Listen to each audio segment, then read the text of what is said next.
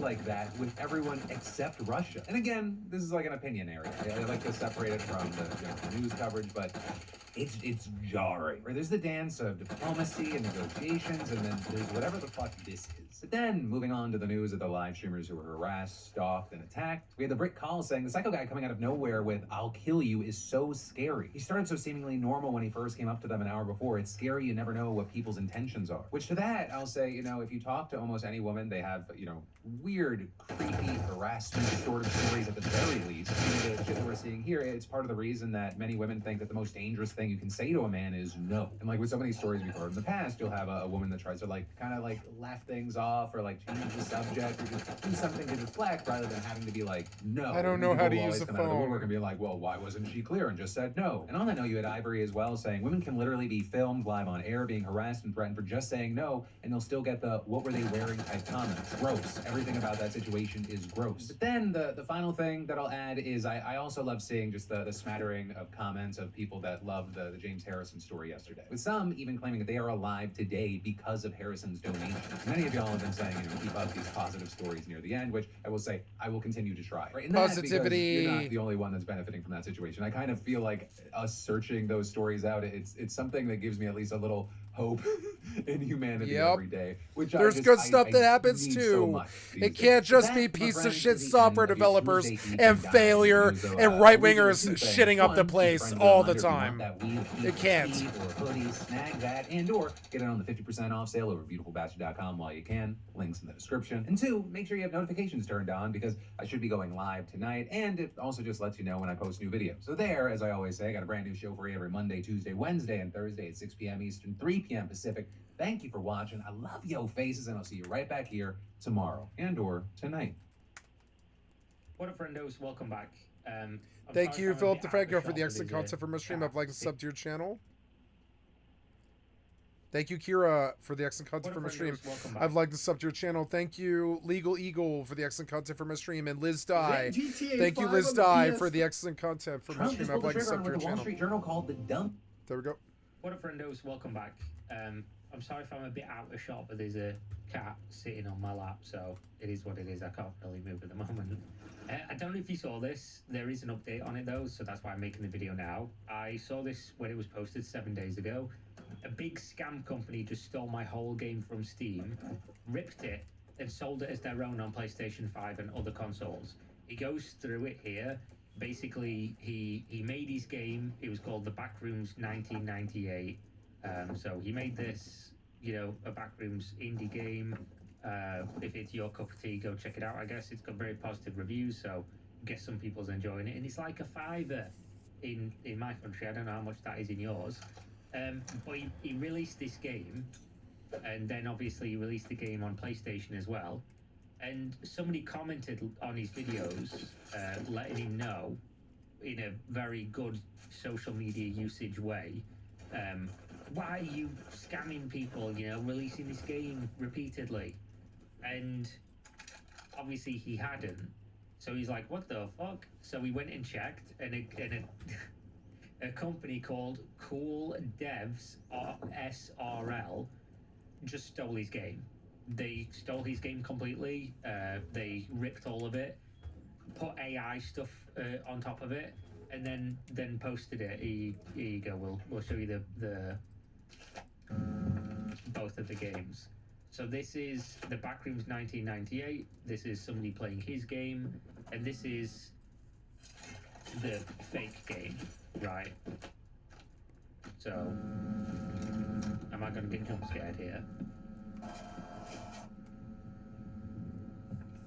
There you go. It's very slightly different, right? It's very, very slight. Wait, is that fucking mannequin got a dick? No, the YouTube algorithm's 100% picking that up as a penis. Everything about this is the same. 4 chairs there, 5th in the corner, 4 chairs there, 5th in the corner. It's the same game, right? Makes me laugh though. What's weird about this? somebody posts on the video of the stolen game and says stolen game, and the guy who posted the video just responds and says loser. Like, what the fuck? What is going on? Yeah, and he's like defending it too. This is a new game. This isn't the game you played a month ago. This is a new game. Whoa, this guy's fucking crashing out, bro. All of you acting like a pack of angry, toothless, barking chihuahuas, I assume that's supposed to be. Full of complexities and complexities and stigmas, perhaps from childhood. You are not even playing these type of games, but you love to complain. But hey, you, go play some Fortnite and Call of Duty and leave us, real gamers, bread and butter, alone. And I liked my comment also because it describes whole YouTube gaming community perfectly. Dude, this guy's fucking losing it. What a psycho. Yeah, well, he posted the video and then obviously even knows it's stolen because the guy posted and he pinned the guy posting saying this is my stolen game, and then he changed the title. Weird thing to do, but obviously those two games are the same, right? And it was up on Nintendo, and here are the image comparisons, I guess, which makes it a little bit easier than the thing. So this is the menu. You know, it's the same. This is literally an identical control scheme, like an identical explanation menu, and it's all the same. It's I'm scanning it now. It's all exactly the same, other than they've changed the name of the game. And then as you can see, same. It's very slightly different. Like they've obviously done something to the textures or something. This obviously looks fucking worse. So you can tell that that's the stolen one. But apparently they've just been doing this the whole time. So that's going to make the update we're about to see even funnier, because they've been doing this repeatedly. They're just a fucking thief. The company's just stealing from people. And obviously people said, don't post here, hire a fucking lawyer. And the reason why people are saying this is because people are like, oh, why would you not post about this? It's because the way that the legal system works is anything that you post, no matter whether or not it's true or, you know, you just explaining the situation or whatever, True. can always be used against you if there's like a fucking little loophole or whatever else. You're always better to just consult legal advice before posting to social media. But if you're like a little indie dev that has nothing but, you know, the public for support or whatever, then of course you're going to post on social media. But people told him to lawyer up, and it's free to file DMCAs, which would be the first thing you would immediately do with this. You just probably wouldn't want to be doing it without any knowledge of the system or whatever, in case you fuck something up in the DMCA, which then later fucks you in court. Because I'll explain if you don't know, Jesus. If you don't know how the DMCA system works, is every platform on the internet is going to adhere to a validly filed DMCA, because they don't really have a choice unless it's like, unless they can see it's complete bullshit. But basically, once like PlayStation, Sony, you know, whatever, Microsoft, Steam, whoever it is, YouTube gets a DMCA request, they look at it and they go, okay, we adhere to the DMCA, we take down the thing, we inform the people who had uploaded the thing that you've received a DMCA, this is the DMCA, this is who it's from. You now have 7 days to file a counter notice. 7 or 14 days, I can never remember. But basically, if you file a counter notice in those 7 to 14 days, it goes back to the other party, the one who originally filed it, and that party has to sue them. They have to file a lawsuit. If they don't file a lawsuit within 7 to 14 days, again, I can't remember which one it is, the DMCA elapses and the content comes back up. So that's how you fight like spurious DMCAs or whatever, like illegitimate DMCAs. You just file a counter notice, and then you're basically saying, balls back in your court. Even if I'm stealing your shit, sue me. And obviously, if you don't, then the stuff just comes back. You can still later sue them based on that stolen stuff, but you'd be better off obviously filing that lawsuit immediately, and then you send the lawsuit information back to whatever the platform is, and then they keep the content down up until the resolution of said lawsuit. So that's how you do it. But you don't want to file a DMCA that's like got some incorrect wording or something on it or whatever else, just in case you do have to sue them, in case they bat it back to you and say balls in your court. Because then if you do take them to court and you fucked something up, you might end up just having like just wasting a bunch of money, because even if you can refile if you fucked something up, it's just going to cost you lawyer money, which is never cheap. But basically, he put out an update which I've not read yet, other than the beginning, which is where he says he received an email from Cool Devs SRL, which we'll Google in a minute and see if we can find anything out. But he said they replied to him and said they made a mistake. They accidentally stole loads of games. They apologized and said it won't happen again. So he said, yeah, they slipped, stole the source code, uploaded a whole copyrighted game, passed QA on consoles, added trophies, all by mistake. They just simply didn't know. They had no idea that they were stealing somebody's game. They didn't know about it. That being said, Nintendo got back to us later saying they resolved it. Very strange, since it seemed that it was Cool Devs SRL that they put it down themselves. Anyway, I'm just glad and grateful that my stolen game is no longer being sold on consoles. But at the same time, it seems that these things will keep happening. This just is. If I go on my copyright ID on my main channel, even if I've not uploaded it since November, like every week at least, the YouTube algorithm system will catch at least one person re-uploading my video. Sometimes they dub over it in a different language. Sometimes they re-record the audio word for word in their own voice, but using the entire video's edit. Sometimes they just upload the video whole cloth. Sometimes they put themselves reacting in the corner but don't say a fucking word the whole time, or like a JPEG or something. Happens constantly. And that's the ones that YouTube finds. There will be hundreds that YouTube never finds, and people's whole channels are built on this. I just DMCA them every single time. Like, on YouTube, you get two options. You get option one, which is nice option, which is let them know you have 7 days to remove this, or a DMCA will go through and you'll get a strike on your channel. Or option two, DMCA them immediately and take down the video. I always go for option two. If you've just uploaded the video, like completely, option two. I've never done it for anyone doing like a react, even if they're not even fucking saying anything. But if they've just uploaded the video, I always just option two and give them the DMCA straight away. And I've had some fucking real angry emails from it, people threatening to kill me and stuff. Like, if you don't retract the DMCA, I kill you, because you have to put your real name in there. And they're like spamming my real name, like, I come kill you, and it's like, alright, bro. But this happens with literally everything. People stealing people's art, AI is doing that now anyway. Stealing video games, I didn't know this was going on, not to this extent, but people just steal, it's what they do. Glad and grateful that it's no longer being sold. I hope to see improvements on storefronts, especially on Nintendo and PlayStation. You'd have thought, I don't know how many games get posted on PlayStation and Nintendo.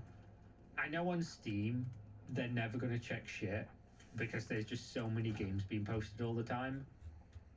But you'd have thought on like a closed system, like with PlayStation and like the Microsoft storefront and stuff that doesn't have tens of thousands of games and constant games coming out, you'd have thought there would have been somebody just like checking the game real quick, just Googling it real quick. But then again, if it all looks normal, why would you? I don't know. One of those things, in an ideal world where companies actually spent their money to make sure their product is good and that there's nothing weird going on, then this would happen. But obviously that's just not the case. We've seen recently with like Steam, with updates being pushed for games that are on the platform that have got like malware and stuff in. It's just stuff that, again, you can have like a realistic view on this where not everything's always going to be checked, but at the same time, it should in an ideal world. Oh, so apparently these games were to purchase as well, so people would have been buying this ripped off game and not able to get a refund. Their page is still live on Nintendo. They're still selling there. From what I can see, though, they have but what I can see, they've been banned and removed from PlayStation. So good on Sony, I guess. Good, finally fucking doing something. But Nintendo were probably too busy suing a YouTuber that's got 17 subscribers that played Pokemon for fucking 3 seconds too long or something. Like, he accidentally put the Pokemon music at the end of his 57-minute video for 3 seconds, and Nintendo are too busy taking him to court over it. So I can see why they wouldn't remove Steam on their platform. Their legal team's busy suing fucking Palworld, I guess, for using spheres to capture animals. They'll get to it eventually anyway. They've just got finished suing that Malaysian kid who made his own Pokemon t-shirt or whatever. These are fictitious scenarios, by the way. I'm just making them up. But the funny thing is you probably thought, other than the Palworld, obviously, but you probably thought they were all real because it's Nintendo, so they probably could be. And if they haven't happened yet, they probably will do in the near future.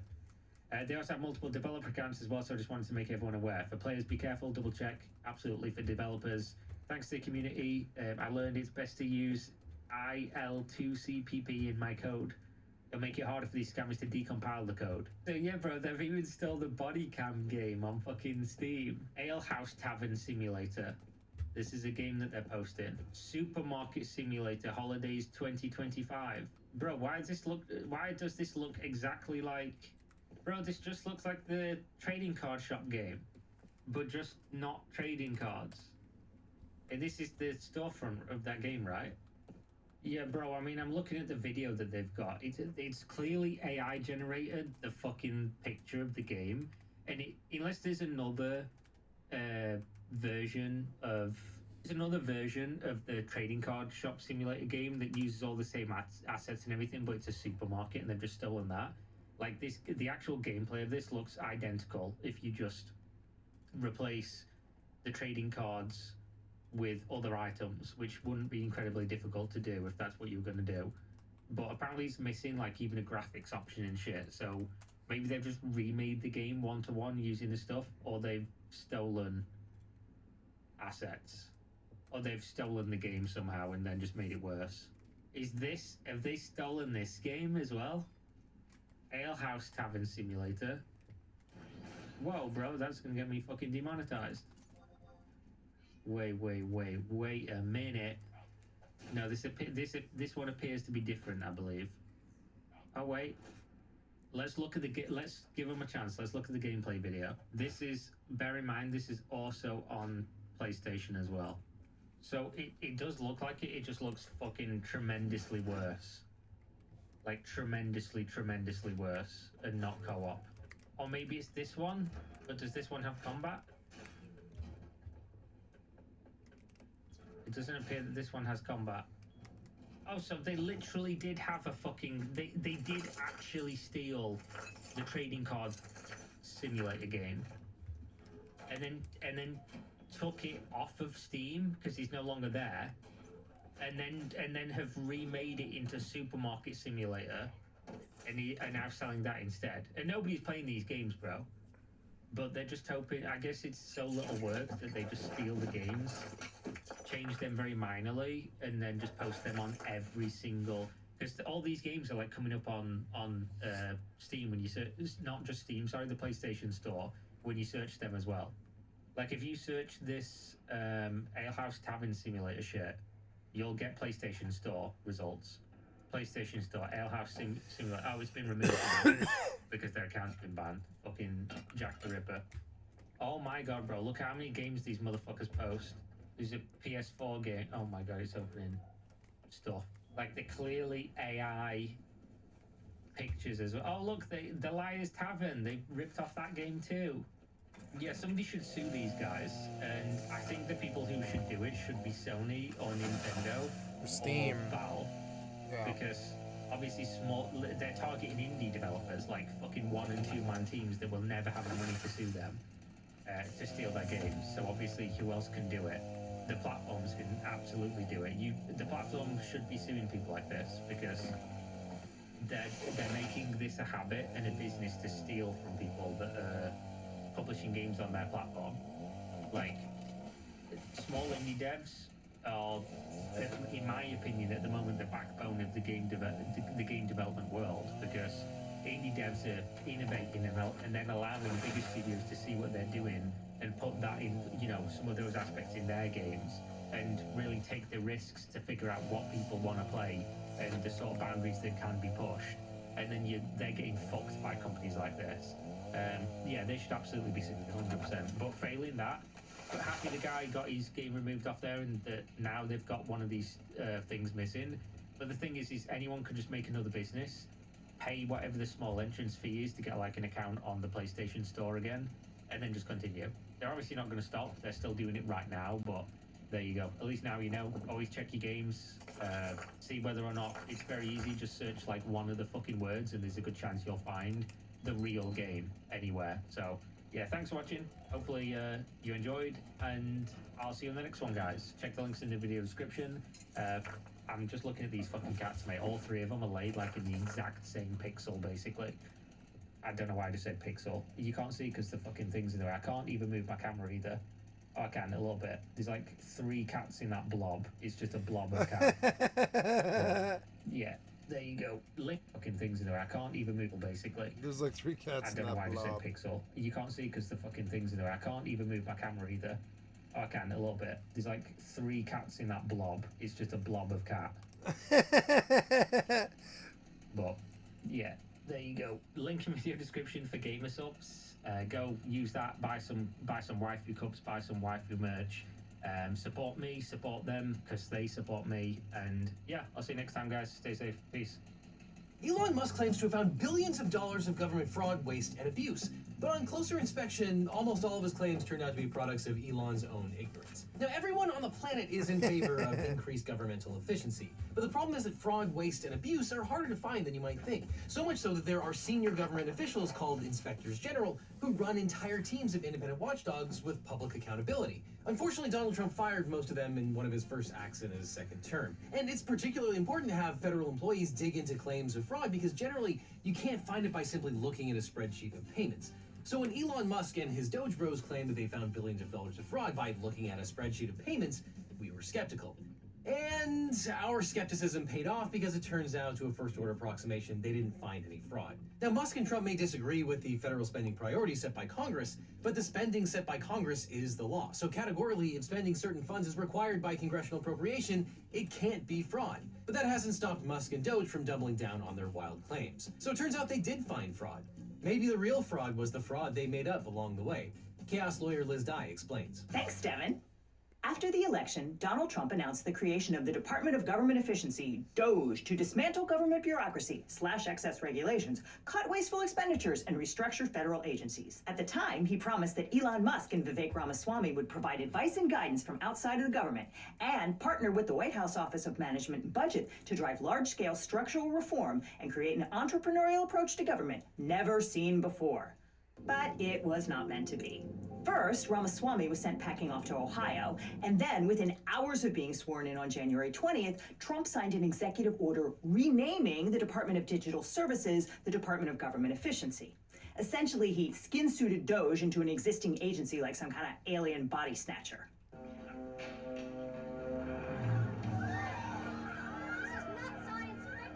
The Department of Digital Services was originally tasked with improving user experience on government websites. And that first executive order sort of pretended that there was an overlap between the missions.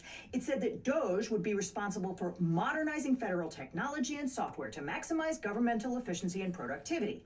Although it did hint at what was to come by referring to a team of DOGE dudes, which was to be dispatched to each government agency and given access to all non-classified databases. What followed was nothing. I'm gonna have some yogurt. I'll be right back. Gotta pause it.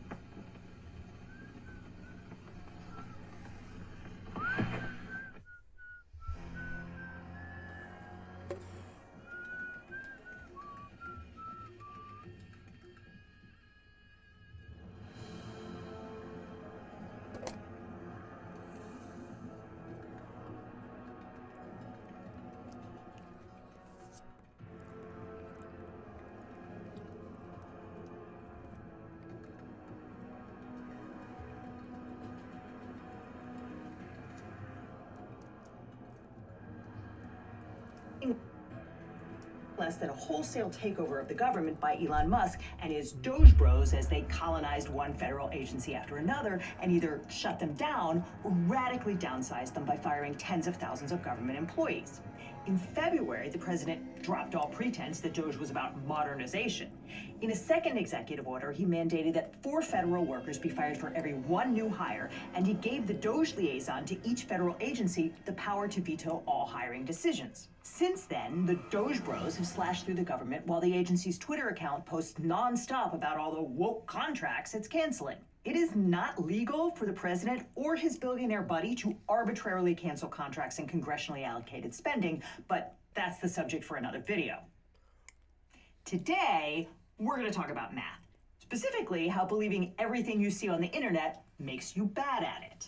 On January 28th, in her first appearance at the podium, White House Press Secretary Caroline Leavitt claimed that Doge had discovered that the government was spending $50 million to buy condoms from Gaza. Doge and OMB also found that there was about to be 50 million taxpayer dollars that went out the door to fund condoms in Gaza. That is a preposterous waste of taxpayer money. Musk called it the tip of the iceberg and said, "My guess is that a lot of that money ended up in the pockets of Hamas, not actually condoms." That story was utter nonsense. The entire population of Gaza before the latest war was only 2 million people.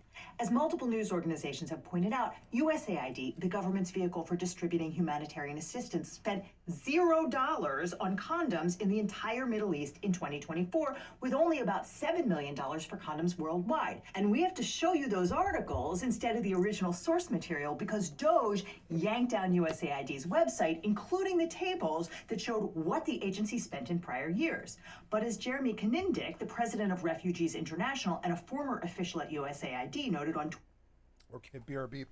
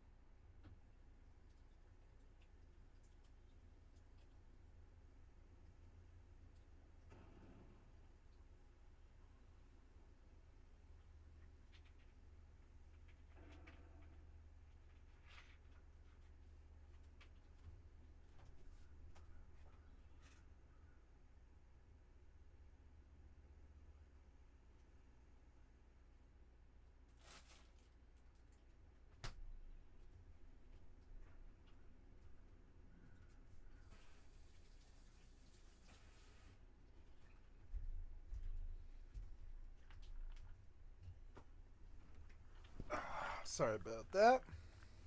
Twitter, what's going on here is not a billion condoms for Gaza. What's going on is that the bros at Doge can't read government spreadsheets. He called it the kind of basic mistake you make when you've fired half the workforce of the Global Health Bureau and pushed out much of the senior leadership. Pressed for evidence of the $50 million claim, State Department spokesperson Tammy Bruce tweeted that the across-the-board pause in foreign assistance, quote, allowed the State Department to prevent unjustified and non-emergency spending, such as condoms, prevented $102 million in unjustified funding to a contractor in Gaza, including money for contraception. There was, again, no evidence for this claim. And as Kanindick pointed out, it would be entirely appropriate for the U.S. government to purchase condoms and other birth control as part of its humanitarian funding. President Trump then doubled the figure to $100 million. Think of it, $100 million on condoms to Hamas. Some media outlets have suggested that the Hamas. Doge Bros got confused between the Gaza Strip, which is home to millions of Palestinians, and Gaza Province in Mozambique. As the Washington Post points out, the Elizabeth Glaser Pediatric AIDS Foundation received $83 million from the Department of Health and Human Services Department for HIV/AIDS Prevention in Gaza Province, although none of that went to buy condoms. That did not stop Fox News' Jesse Waters from insisting on air that the U.S. government was paying for condom bombs. They make condom bombs. Hamas inflates the condoms, straps on an explosive, and floats them into Israel. It's a dual-use technology. Looks like a Hamas birthday party. So we pay for the Hamas condom bombs and Israel's Iron Dome. None of that was remotely true. As far as I can Like tell, anything it's else they completely say. made up. But here's Musk brushing off the criticism in the Oval Office. That's what you think. Well, first of all, some of the things that I say will be incorrect and should be corrected. So nobody's going to bat 1,000. I mean, we will make mistakes, but we'll act quickly to correct it. Again, we did not spend $50 million on condoms, and if we had, it wouldn't be appropriate or legal for some unelected billionaire to simply cancel that allocation out based on his own sense that it's a bad idea. But that was not the only incidence of Musk math leading to bizarre and often outright false claims about the federal budget. Now, sorry to interrupt, but if you're going to accuse the government of fraud, you'll want a good lawyer. But if you want a great lawyer, my law firm, the Eagle Team, can help. If you've gotten in a car crash, suffered a data breach, especially if you got one of those data breach letters saying your information might have been leaked, or are dealing with a workers' comp or social security issue, we can represent you or help find you the right attorney. It's so important to talk to a lawyer right away so you can maximize your recovery. And by the way, we don't get paid unless you do, so there's nothing up front. So just click on the link in the description or call the phone number on screen for a free consultation with my team. Because you don't just need a legal team, you need the Eagle Team. During that gonzo Oval Office press conference, Musk claimed to have found billions of dollars of Social Security fraud. The allegation that there were thousands of fake 150-year-old people collecting Social Security checks rocketed through the MAGA ecosystem. Here's the president's son, Don Jr., tweeting, "OMG, it's so bad what's been happening to our country and your money." But people who actually understand code immediately spotted the error. The tip-off is that Musk thinks all those fake Social Security accounts are for people who are 150 years old, i.e. born in 1875. See, a lot of the data that Musk's whiz-kid coders have been rifling through was written in the last century. There are a lot of reasons for this, but chief among them is money, because it's expensive to modernize enormous data systems, particularly when, like Social Security, they absolutely, positively cannot break down or leak. And Congress is never interested in appropriating millions of dollars to revitalize data processing systems, so it always gets pushed off to the next year, which means that the management protocols for U.S. government financial data are very old and very fragile. That's part of why people were freaking out about the Doge dudes getting into Treasury's payment processing system, because it would be very easy to break it by accident, and breaking it would be catastrophic because it would grind the entire government payment system to a halt. Anyway, in 1988, long before most of the Doge programmers were even born, the International Organization for Standardization tried to regularize the notation for dates. Take as an example this number. Americans read that as February 10th. For more or less everyone else, it's October 2nd. Now, you guys can argue in the comments about who's right here, but for the purposes of international banking transaction, it matters that everyone is on the same page. So in 1988, we all agreed that the international standard would be an 8-digit number comprising the year, month, and day. That standard was called ISO 8601, and under it, February 10th, 2025 is rendered as 20250210 the world over. No more confusion. But for reasons you don't care about having to do with the Gregorian calendar, under ISO 8601, we all agreed to treat May 20th, 1875 as the year zero. That's the date when the Treaty of Metro was signed at the First International Convention to establish the International Bureau of Weights and Measures in Paris, and I guess that seemed like as good a date as any. But I'm sure we all see where this is going, because the government's payment processing systems at the Department of Treasury's Bureau of Fiscal Services runs on a 65-year-old computer programming language called COBOL. And COBOL utilizes the ISO 8601 standard, meaning that if there's nothing in the birth date field, it will render as the earliest date acknowledged by the system 18750520. So, if anyone of any age has a missing birthday, the system will show her as born on May 20th, 1875. And a person who doesn't know what he's looking at is going to see that as showing a Social Security recipient who's 150 years old. which is very funny if you're a computer programmer, but not so funny if you're watching your government be disassembled by a deranged billionaire. But Musk was not done. On February 16th, he discovered that 83% of Social Security recipients were fraudulent, tweeting, "Maybe Twilight is real and there are a lot of vampires collecting Social Security." Trump immediately parroted the claim that there were millions of fraudulent Social Security recipients. From 200 to 209 years old, 879 people. From 210 years old, I haven't met any of them. And if I did, I would bless them. I would worship the ground they walk on. I have no idea where Musk got that chart. He did not say, but there are roughly 71 million Social Security recipients in the United States and roughly 60 million Americans over the age of 65, almost all of whom are Social Security eligible, which doesn't even take into account all the widows, orphans, and disabled people who collect Social Security benefits. There just are not enough people for there to be tens of millions of fraudulent recipients. That's not a thing.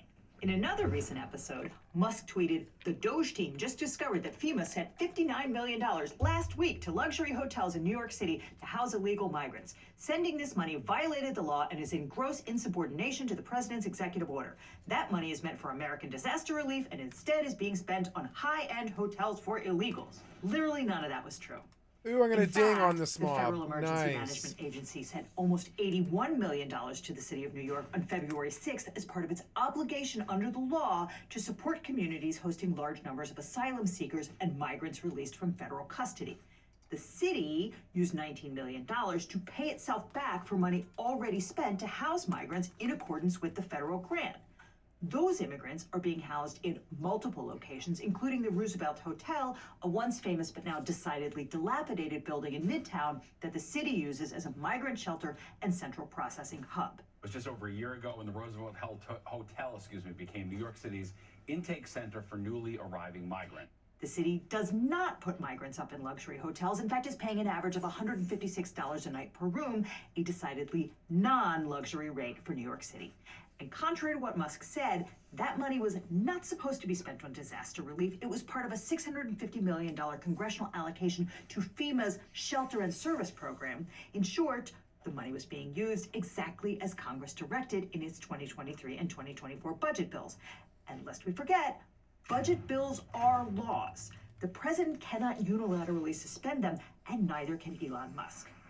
Nevertheless, Musk tweeted that a clawback demand will be made today to recoup those funds, and Cameron Hamilton, the acting administrator of FEMA, raced to make it happen.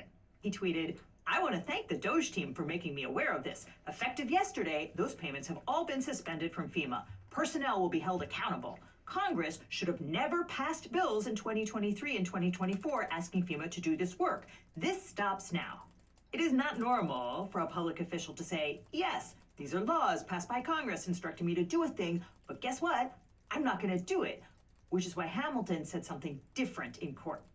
See, a federal judge in Rhode Island already barred the government from cutting any grants or contracts outside the regular agency review process. And after Musk and Hamilton announced their intent to do just that, the Justice Department filed an emergency motion asking the court to allow it to cut funds to New York City. In his declaration to the court, Hamilton did not say that he was clawing back the grant money because New York was using disaster relief to put migrants up in luxury hotels. Instead, he claimed that, according to media reports, the vicious Venezuelan gang Tren de Aragua has taken over the hotel and is using it as a recruiting center and base of operations to plan a variety of crimes. That claim was sourced to a New York Post article derived mainly from Spanish-language TikToks. Hamilton made no claim to have investigated those rumors. He did not refer to any violation by the city of New York, which would have invalidated the grant, and he did not tell the court that he engaged in the months-long process set out in federal regulations to recoup improperly used grant funds. Instead, he said he paused funding quickly in this matter to protect that funding from the potential for its misuse for the illegal activity described. But the judge refused to sign the government's permission slip. He said basically, if what you're doing is legal, then you don't need my permission, and if it's not legal, I can't give it to you. And of course, it wasn't legal.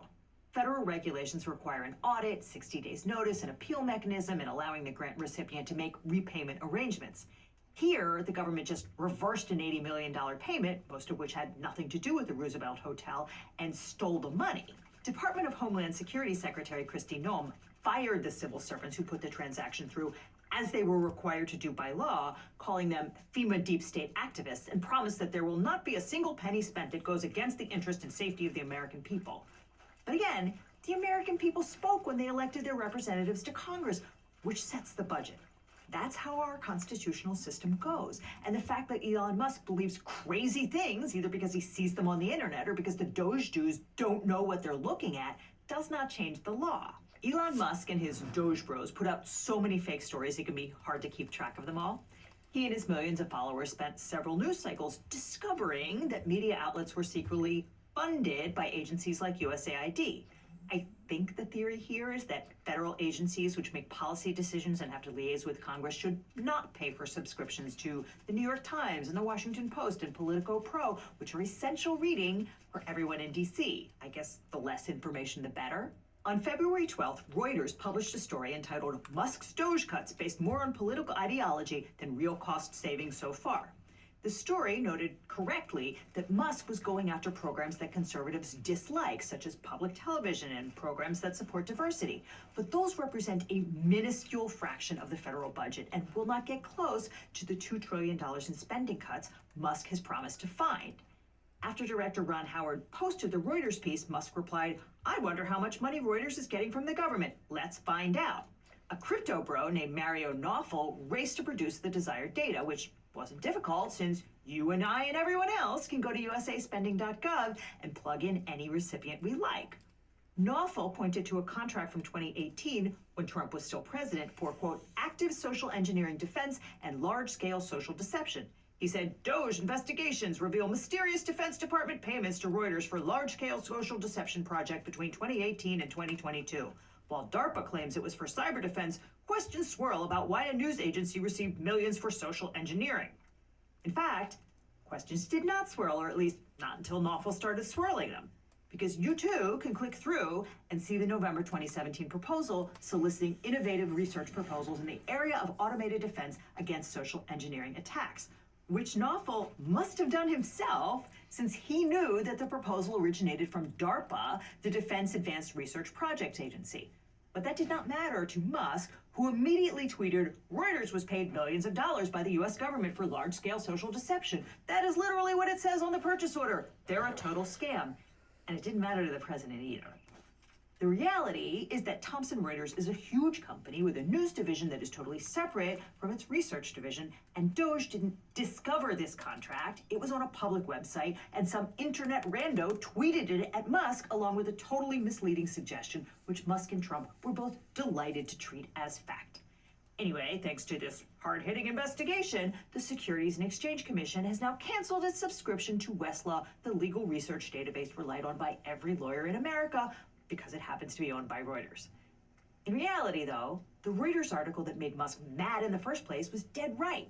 The things that Doge is cutting are a minuscule fraction of the federal budget. In that Oval Office press conference on February 11th, Trump crowed that Doge had found tens of billions of dollars of waste, fraud, and abuse to cut, mostly by perusing usaspending.gov, apparently. But the Washington Post ran the numbers. And even if you take Doge at its word, their math does not add up, because $1 trillion is a really big number. And if you're promising $500 billion worth of savings from cutting waste, fraud, and abuse, a few $1 million here or there will not cut it. For instance, Doge says pennies cost more than 3 cents to mint, so the government can save $179 million a year by eliminating the penny, which might be true, although I'd note that getting rid of pennies means we're going to need a lot more nickels, which cost 14 cents a piece to make. And like Reuters said, most of the Doge cuts so far have been to projects to promote diversity, equity, inclusion, and access, which might add up to a few $1 billion across the entire federal government, but is relatively speaking a drop in the bucket. Even the purported $881 million in cuts to the Department of Education do not get anywhere near that $500 billion Trump promised. You can eke out $1 million by getting rid of the non-binary gender marker X on all government documents, and you can axe an exhibit on Dr. Anthony Fauci at the Museum of National Institutes of Health and save $168,000. But that's more of a middle finger to people you don't like than actual budget policy. The Washington Post tallied the Doge cuts through February 12th and came up with a total of $6 billion, of which judges have already blocked $4 billion in cuts to medical and scientific research. That is not $500 billion. It is not even tens of billions of dollars, as Musk and Trump promised. And even if Trump and Musk get their way and fire vast swaths of the federal workforce, it's not going to get them where they say they want to go. Because, as the Brookings Institution points out, 60% of the federal workforce is at the Department of Defense, Veterans Affairs, and the Department of Homeland Security. Trump promised not to cut any staff at those departments, although he's already fired 1,000 people at the VA, so who knows? They also fired and then had to rehire more than 300 workers who managed the National Nuclear Stockpile. Oops. But if you leave aside those three agencies, the payroll for the entire rest of the federal government is just $108 billion. So you could cut 1 in 3 federal workers, and it would still only save you $35 billion. A recent investigation by the New York Times of a purported $8 billion contract canceled by Doge revealed that the real number was just $8 million. The Times notes that after the article was published, Doge removed the screenshot that showed the mismatch, but continued to claim $8 billion in savings. It added a link to the original incorrect version of the listing, showing an $8 billion value. It later updated the link to reflect the correct number, but failed to subtract the $7,992 million from the supposed $55 billion tally of the cuts it claims to have made so far. And by the by, the Times says that they didn't find this error by going through the whole list. They just picked the biggest number and investigated that one first. But the Doge defenders have a good answer for that, and it's, what are you trying to hide? You must be mad because we found all this corruption. When they want to audit USAID, who is spending $100 million to send Hello? condoms to... Hey. I do, yes, I'm aware, and I will be ready. I can talk, yeah, what's up?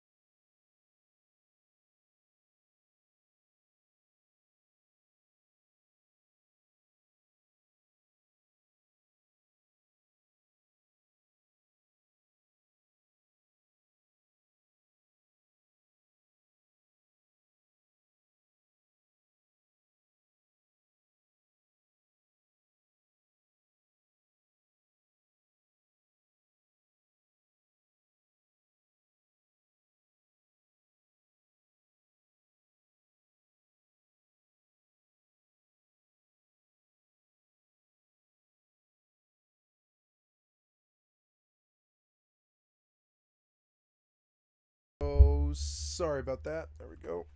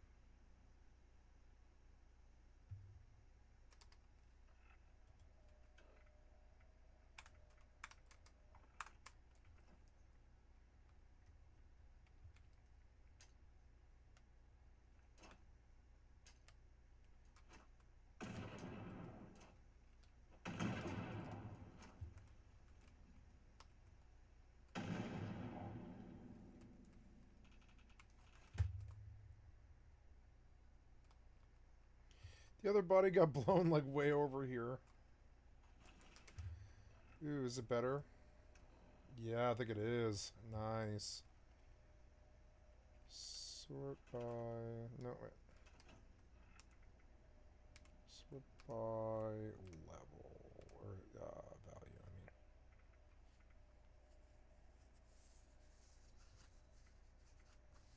No, everything I had was better, I guess. Oh no, that's better.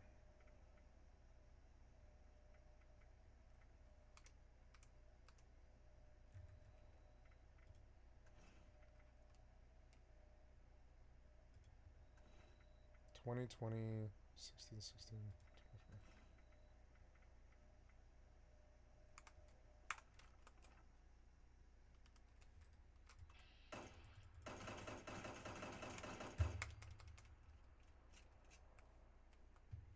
I love custom because shit actually dies.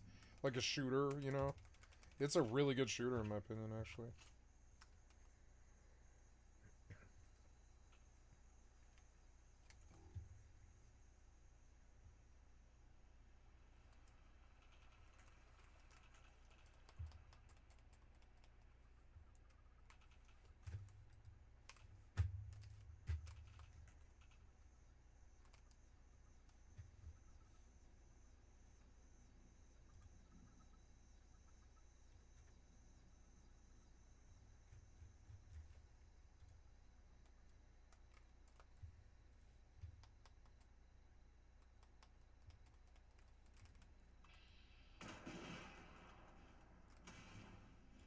No! I was trying to get the combat inhibitor. No. Oh, you're so annoying. God damn it. I didn't put my stuff away either.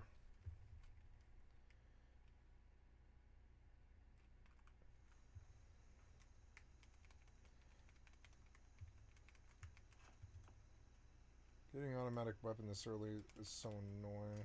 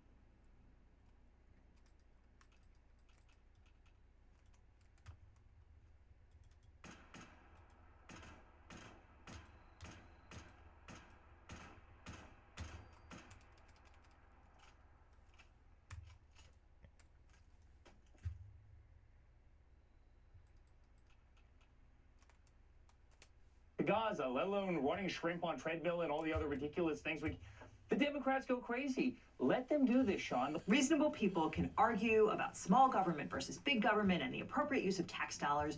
That's not the issue here.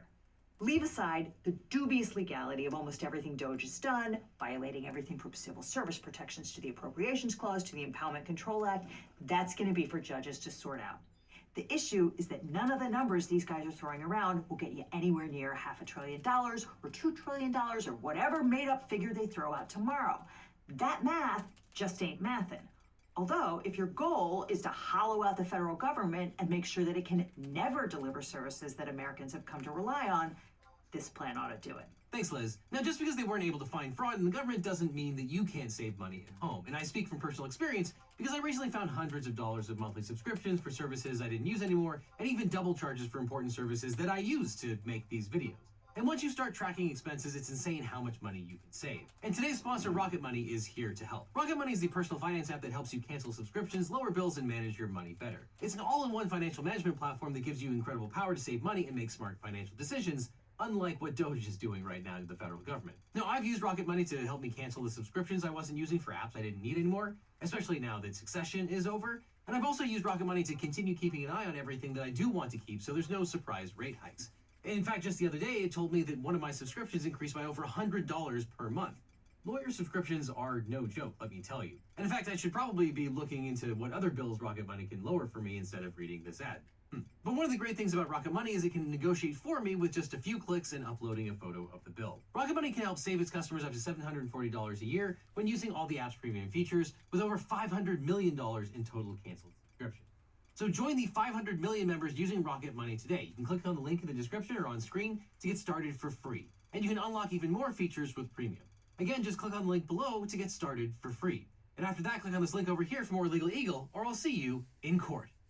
Is that GTA 5 on the PS3? Ooh, it's got online. Hope it doesn't take away from the single player. Wait, is that GTA 5 on the PS4? Ooh, it's got online. Hope this time we get some more interesting single player. Whoa, GTA 5 on the PS5. Ooh. They're not even putting online on the back anymore. Resident Evil 4, Grand Theft Auto 5, Skyrim, what do these games have in common? They're unanimously loved, they're great games, they've been re-released more times than a venereal disease in a red light district. Ladies and gentlemen, GTA 5 just dropped today. And you know what? I can actually use that title in the video without it being wrong. Grand Theft Auto 5 did release today, ladies and gentlemen. GTA 5 Enhanced. Oh man. You know, ladies and gentlemen, there's one silver lining to this video. If you actually go to your Steam library and you just look up the words Grand Theft Auto 5, we have GTA 5 Legacy before GTA 6 actually has come out. And that is not a phrase that I was actually expecting to say. Now, I know a couple days ago I made a video asking, where's GTA 6, man? Is Rockstar going to release it? I have to apologize to the Elder Scrolls community. Like, at least we in the GTA community know a game is supposed to be coming this year. For the, Elder Scrolls community, they got one trailer and Todd Howard straight up left them and never came back again, okay? Starfield's already out, okay? We've already played the expansion. Dog, where is that new Elder Scrolls? They haven't even given so much as a new screenshot. Dude, Todd Howard has not even talked so much about that game from my understanding. But anyways, this is not an Elder Scrolls video. This is a video about one of my favorite games, Grand Theft Auto 5. Now, one of my favorite movies ever was a movie called Heat. GTA 5 is kind of like a modern interpretation of that movie, in my opinion, where some of the heists in the actual game have taken direct inspiration from that movie. It's just beautiful. It's well done. You could watch that movie and you could play Grand Theft Auto 5 single player and probably recognize the exact cinematic shots at certain parts of the actual story for both the movie and the video game. Now, I played GTA 5 so much, and I still consider it one of the most immersive open-world games in terms of just loading it up, driving around Los Santos, seeing how the world interacts with each other, and just being blown away by details that I still am picking up in 2025. Now, GTA 5 is so old that it came out on the actual PlayStation 3. You can emulate that version on the PC right now. You can even emulate the original GTA Online content on an emulator. You can actually play GTA 5, I'm pretty sure, okay, on like most handheld PCs with no real issue. And it's one of those games that has been re-released across console generations. In fact, GTA 5 is so fucking old and so ported that right now it serves as the most updated visual assets for any of the Rockstar's game engine, right? We got Red Dead Redemption 2 like, I want to say like 5-6 years ago. And you know the funniest thing about that game? It has not received a single graphical update on the consoles whatsoever, not even on the PC. Even some of the features they've introduced to GTA 5 Enhanced have never been backported to Red Dead Redemption 2. And maybe there's a couple reasons for that. We'll kind of look into it. So anyways, this game dropped on Steam like literally today. And it's got, mixed review. That's not a good sign. 53% find it awesome. Let me scroll down and see some of the actual problems. The new graphics work well, but they removed text chat entirely. What? Hold on, let me go test this. Ooh, yeah, for some reason Rockstar doesn't think people with keyboards should have a voice. That actually did get removed. This really is the ultimate enhanced port. You can't have max graphics like you can have in Legacy GTA 5. For some reason, doing so takes up like 2,000 or more MB. So yeah, Yeah, obviously there's a big enhancement to the actual like graphical pool. Unable to transfer account to the new version of the game, this guy's advised me to create a new one. All progress from 2015 down the garbage. Fuck Rockstar. Yeah, I love modern day PC gaming and launchers, you know. Always love buying a game on Steam and then being asked to use another launcher underneath it. Fuck me. But hey, at least you got Franklin's yee-ass haircut actually running with ray tracing. And that's basically the reason why you would download Enhanced. Okay, ray people have tracing. wondered, why should I pay $16.87 Canadian for GTA 5 in the Lord of our year 2025? And that's because you've got ray tracing. Ray tracing. You see those reflections underneath the cars? Ray tracing. Ray tracing. You see that? You see the global illuminant ray tracing. Ray tracing. This image, I swear to God, is not somebody's graphical enhancement video you'd find on YouTube. This is an official Rockstar screenshot where literally the streets of Los Santos have basically seen a tsunami of epic proportions. But you know what? Thanks to ray tracing, you can get reflections. Now, all jokes aside, I've actually played a little bit of GTA 5, and one thing that I can say as a positive is it does work pretty well for me underneath Linux. Actually, the performance is great. I've actually been ray tracing on Ultra with everything tossed up to it, and I've been getting around 80 to 90 frames per second at a resolution of 5120 by 1440p. And that's pretty good. There's not really any stutters for me. The actual, game works really well.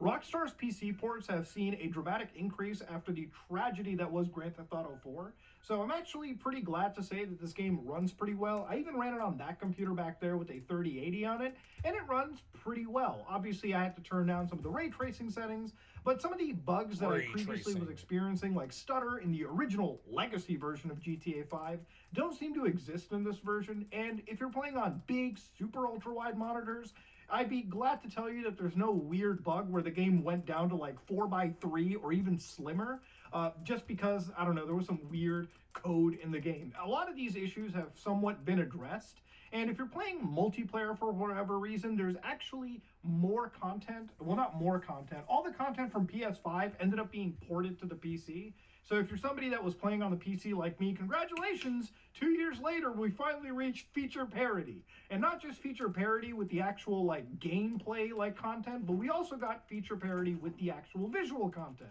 Now, inside the ray tracing settings, there's a few more things that Rockstar introduced for the PC version, which are going above and beyond the actual current console versions.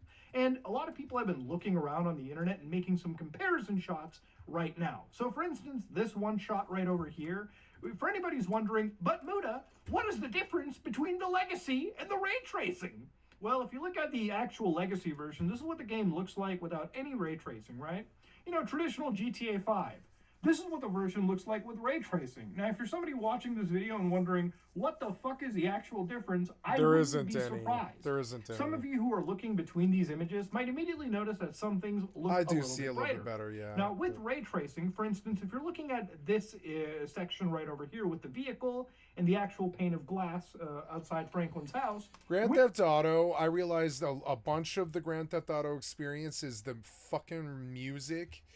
The music and the car chases, and those are now played out. They're played out. They're not that interesting anymore. And so I'm I don't know, the whole experience, DMCA keeps me from being a streamer that enjoys Grand Theft Auto that much, and I don't want to do stupid Charles Prodigy or whatever. I don't want to do RP. And I don't think the combat's good. It's too auto-aimy unless you're stuck in first-person RP or something like that. And that's what I wanted to do. I wanted to do a first-person RP playthrough on GTA Online in first-person, and get the Kasaka sub and then quit. And I still might actually do that. I don't normally care about Grand Theft Auto 5, but I mean 6 is coming. My problem is I bought 5 on the PlayStation 3. I bought 5 on the fucking on the Xbox 360. I bought 5 on the PlayStation 4. Oh no, there's something shooting at me, and I don't want to die. I don't want to die. Where are you? Where are you? I don't see anybody. Oh, thank God I got it down though. Oh, thank God I got it down before I figured out where it was. At least I got it down.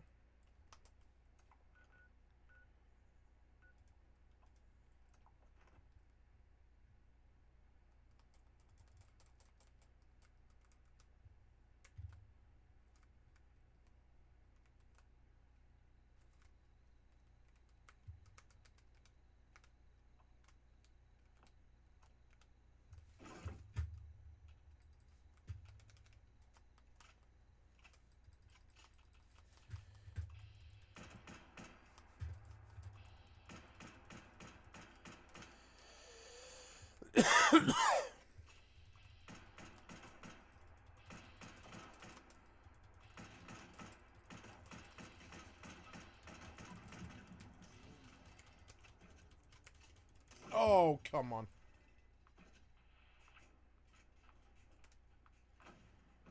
Fucking bees, are you serious?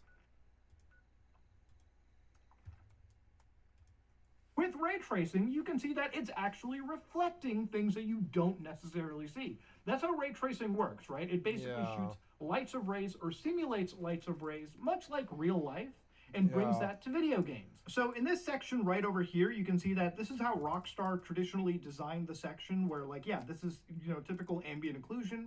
When you add ray tracing, you can see that the light from the sun, you can see that obviously the surrounding materials and the color of the surrounding materials have started to affect these materials. So light actually does bleed, and of course it's more evident in the garage. So this is how it looked like before, right? No ray tracing. When you add ray tracing, you can start to see that shadows start to look more realistic, light bleeds more appropriately, light propagates more appropriately too. So yeah, this is actually how the game should look if you're trying to simulate real-world lighting. Now, is this worth losing a significant chunk of the performance? I will leave you to decide on that one, friend. Now, if you're playing the game on PC, you'll probably tend to notice that, yeah, with ray tracing, I can see reflections of myself in the actual streets. And that is something that, again, if you're really looking at this from like a, do I need this? I would say ray tracing is cool if you're immersing yourself into the story of the game. Like, I'm somebody that likes good visuals and I like being immersed into a game. And sometimes when I look into like reflections and I don't see myself in them, it ruins the actual immersion for me, okay? It's a very like first world problem kind of thing. But generally, if you have the resources to spare, and it seems most people do here, I wouldn't actually sort of go against it. But even with all that ray tracing, somehow Rockstar still couldn't fucking figure out how mirrors in vehicles work. Yes, they still do not function with ray tracing at all. I don't know why that is. Yeah, it just seems weird. They so there's a couple more screenshots that I saw floating around about this. They could do it in racing games, one can't of them, they? for instance, on the actual GTA forums, one user showed legacy mode Rockstar versus used to be a good enhancement. racing company. Now, it may be difficult to tell this, but in the actual legacy mode, a lot of the reflections do somewhat make sense. They're using traditional cube maps, you know, how Rockstar basically placed these, because they know that these reflections shouldn't really be changing. But if you start to look above the actual like sign over here, the neon sign, you can see that in the ray traced version, it's actually reflecting appropriately. And of course, if you look again across it, you can see that the light bleeds very well into the actual materials above, which they don't in the original version. So again, these are all things where in screenshots, it's easy to point them out. And unless you're looking for them in gameplay, I don't think this is really going to be worth getting a tank to your actual performance. So in this one screenshot, this user shows that they're getting 113 frames per second. In the next screenshot where it's ray traced, that shit drops down to 42 fucking frames, okay? So I'll let you decide what's more important to you. Slightly better looking reflections, slightly better looking ambient occlusion, well, in some cases actually pretty Slightly big. better. Or do you want a really, really smooth 113 frames or choppier 40? That's really the decision you have to make, okay? So for instance, Rockstar originally, with their art team, designed this Vespucci Beach screenshot, okay? This is how it's supposed to look with the original shadows at 93 frames per second. This is what it looks like at 46 frames with the ray trace shadow. Now, I'll be the first one to say, I really fucking think the original non-ray tracing looks a lot better over here, okay? And let me tell you, having double the fucking frame rate, probably more important for me. The more and more I really do look at some of these like legacy screenshots of the game, the more and more it actually does remind me that, yeah, I really think that art direction speaks a lot more than just ray tracing effects. Ray tracing is nice, especially when it's really thought for in games like Cyberpunk 2077. And I'm not saying Rockstar hasn't thought about it in GTA 5, but this is one of those games where like the art direction is just so goddamn good that I don't even think ray tracing really helps. It's like putting a hat on a hat, okay? Now, I use the NVIDIA iCat tool to help create quick image comparisons on some of the footage that I capture, just to show you the differences of ray tracing. Now, a lot of people are doing these captures in the sun, but I wanted to capture this one at night, just to kind of show you how this works on a more subtle effect. For instance, in this instance, this whole image you're seeing here is the non-ray traced version, right? Now, obviously, if I just compare the image to the fully ray traced version over here, you'll start to see that this building over here is more brighter, and it's not because it's just brighter, it's because the light that is reflecting onto it is actually done in a more realistic way. And of course, if you look at the bench, for instance, this is before ray tracing, and afterwards, the light properly bleeds, and it actually looks more realistic in this area. And of course, even the reflections on some of these stores will change with non-ray traced versions. The occlusion is better. Overall, it is a more immersive, realistic picture. Now again, the question is asked, would you lose performance on this? In this shot, I lost around 20 to 25 frames per second on average. Or would you just rather play the original Legacy version, which in my opinion, looks great enough? So I have this other one in direct actual sunlight. So this right here, this image is one that is absolutely captured without any ray tracing whatsoever. And it's pretty apparent. If you look up into these rafters over here, you'll start to see that, yes, it is absolutely a traditionally classic Legacy rendering. When I start to introduce ray tracing, you'll start to see how things actually bleed in, and these details that should have been there actually get added. That's what I mean when I talk about stuff like immersion. When I scroll even more, you'll start to see around on this side of the building, or not building, a room, you'll see that the actual reflections up on this window actually do start to show. So again, this is mostly just an immersion kind of thing. Again, I don't recommend that you go out of your way and enable this unless you really feel like you need to add that extra depth. If you can afford it, sure. If you can't, don't feel like you're missing out on something. The game itself already looks amazing, and it runs better through this enhanced version. Now, there are some issues, obviously, with owning the game. For instance, as one user's like playing, I believe, on Epic Games. They got the game for free, and when they tried launching it, it's like, the Rockstar Games account doesn't own GTA 5 Enhanced. Now, I assume these issues are going to get completely ironed out, 5 but was free goddamn, is modern game Rockstar ownership on PC a fucking clusterfuck with launchers and ownership and titles and whatnot. One cool thing that I found out is apparently this goes for both Legacy and enhanced versions of GTA. Apparently, if you go into your files, you can delete GTA Online and reduce the game size from 100 to 60 gigs on the old GTA, and the enhanced version goes from 90 to 50. Like, that's fucking insane. All you effectively have to do is go to the installation folder, enter the update folder, delete x64 and DLC packs, and once you're in there, delete every single folder in the DLC packs directory that begins with MP. And literally, it's that easy. So if you want to save like half the game size because all you play is a single player pretty much, this is how you do it. Now again, if something breaks, don't worry, just reinstall the game again. But yeah, game sizes keep ballooning, and we gamers have to find a way to like do surgery to reduce the size of them for the components that in some cases, if you're on Linux like me, aren't even allowed to play. Now, when it comes to things like mods, obviously this whole situation just kind of dropped. So again, realistically, you got to give it like a week before a lot of the big mods, especially like 5M, probably start to adapt to this newer version and integrate it, if they even can, into their current software. Now, ultimately, I think Rockstar released this version of the game because they really were trying out things like ray tracing, just because GTA 6 is around the corner, apparently, and obviously they want to make sure things like ray tracing are performant, they work really well, and obviously, if you look at the trailer for GTA 6, ray tracing does show an appearance, which is something that I think Rockstar is testing with GTA 5 right now, and the real version of ray tracing, the real big boons of it, will probably showcase in the next version, the next generation of the actual Grand Theft Auto franchise. So right now, I think it's all just kind of a test. I think Rockstar is possibly testing things like anti-cheat. This is really just a test version for them before they release GTA 6 on the PC a year after, you know, it comes out on the actual consoles or whatever long. Because obviously they will release a PC version, okay? These fuckers cannot avoid shark cards not being sold on any single platform that they actually can sell them on. So yeah, ultimately speaking, I think that this port of the game is pretty interesting. Like, I don't mind it. Generally speaking, like, I play this game single player like every so often. Like every year, there's some point where I load up GTA 5 just to play it, like the actual single player story through.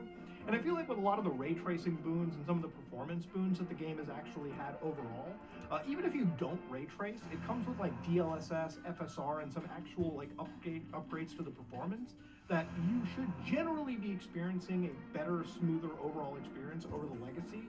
If you have the ray tracing and you can afford to add it, fine. By all means, go for it, because I do think it adds immersion to the overall experience.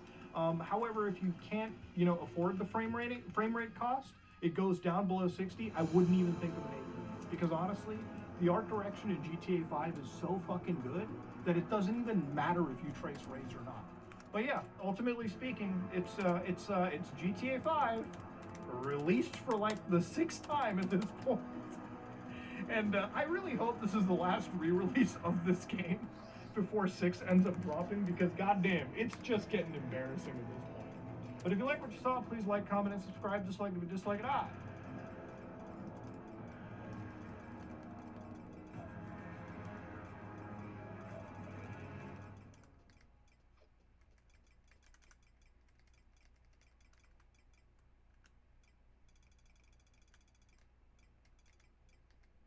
Yeah, the one I'm wearing is pretty good.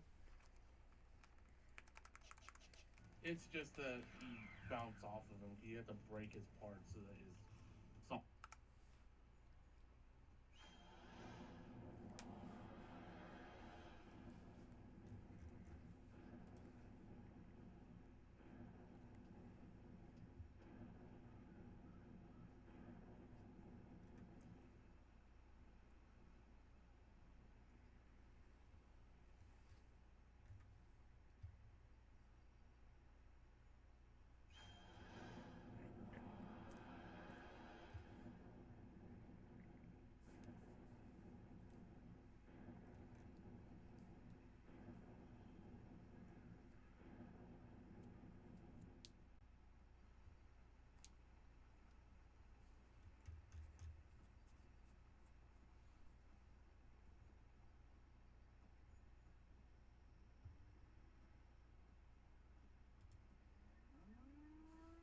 Salt Lake City, Utah. Please make some noise for Josh Johnson!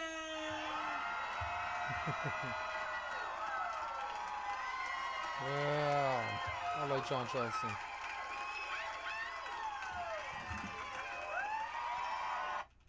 There's a lot of times when you're reading the news, going through all these stories that are deeply depressing. Every once in a while you get something that's a little, I don't know, a little spark. Something that takes your mind off of all the bad stuff, even if it is one of the bad things, you know? Like, I don't know if y'all saw, but Diddy's lawyer trying to quit.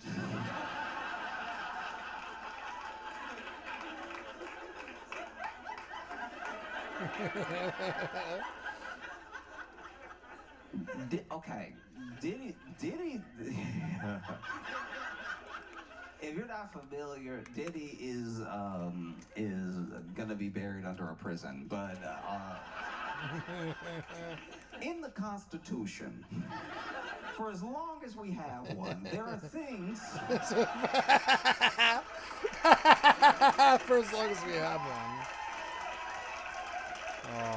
For as long as we have a Constitution, there are things laid out in it that state your rights as a citizen, you know, and your rights in court. You have the right to not incriminate yourself. You have the right to an attorney. You have the right to a speedy trial. You know, you have these rights because we've tried to set up to the best of our ability, and not a great ability, a justice system that kind of works. You know what I mean? I look at the American justice of the way I look at my uncle's car, right? It barely runs, but it does turn on and off. Like, functionally, it is still a car, even if you do have to push it sometimes to really get it started, and you can't trust the brakes. It's functionally, it fills the definition of a car. You know? And when I look at the justice system, I'm like, it's a system. But within that system, for as long as we've had it, we've had an individual, whether they did or did not do something, needs to be represented by someone up against the state or the party suing them. And the people that take on these criminal cases, maybe they take them on because they just know our system works best when there's at least someone where it won't be popular, but there's someone to stand on the other side of the thing to make sure that the scales are balanced, that gives an honest effort, even if this person did what they're accused of doing, is a monster. None of that matters, because for the justice system to be a system, we at least have to walk in the door with the scales at balance, right? Innocent until proven guilty, and just something so that we don't all tear each other apart. And then there are people who really believe their clients. They really believe in the innocence of this person. They're like, I know this thing looks bad, and I know from every angle that everyone should just throw their hands up, but I believe this person when they told me that they didn't do it, and so they represent them, right? And neither of those seem to be the case for Diddy. Like that was all mostly theoretical. It's just his lawyer quitting. His lawyer's name, I might be mispronouncing it, but I'm pretty sure it's Anthony Rico, which is one of the most insane last names to have while not wanting to represent Diddy at all. That would be like your lawyer's name being Danny Murder, and he's like, I can't be next to you though. That's wild that I can't be over here. Because I didn't even know that lawyers, I didn't know that lawyers could quit. Everything I know about the law, I know from like movies and TV and stuff. And usually when you're watching a movie or TV show where someone is having, you know, a butting head scene with their lawyer, it's either the lawyer being like, well, look, if you're not going to be honest with me, you're not going to tell me everything, then you can just find somebody else. And you don't really know what that means, right? Or the person in jail be like, or you're not even doing your job. You don't even believe me. You know what? You're fired. And then I don't know what that means. You know? But in Diddy's case, this person, I didn't know that you couldn't just quit. I didn't know that you could quit, but I also, if you could quit, I didn't know you couldn't just quit. This is sounding dumber than I'm intending it to sound, but I'm telling you the way I found out. I didn't know that you could quit, and then when I found out you could quit, I didn't know that you couldn't just leave. You have to file a motion to quit. You have to like let the judge know I need to quit. You can't just quit the way you quit at Costco. You can't just walk out middle shift. Like, you know what, I'm gonna do something else in my life. You know? And so, you know, he filed a motion so that he could quit, and in the motion he says, under no circumstances can I continue. Woof. Under no circumstances can I continue. This man's paying you millions of dollars. Under no circumstances can I continue. Under no, and then they, you know, you ask, hey, why can't you continue?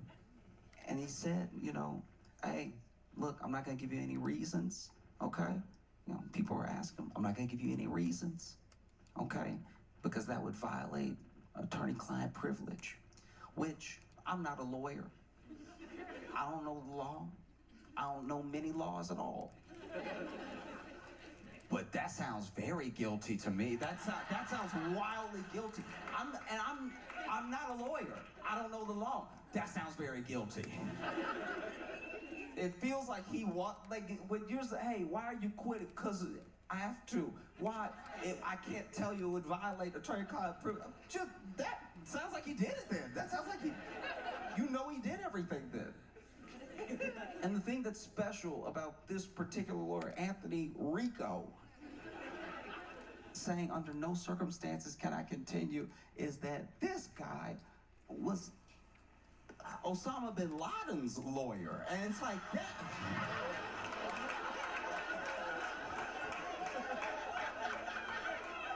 Sir, what did he do? What did he do to make you, who defended Osama bin Laden, who defended Osama bin Laden in 2001, peak Osama?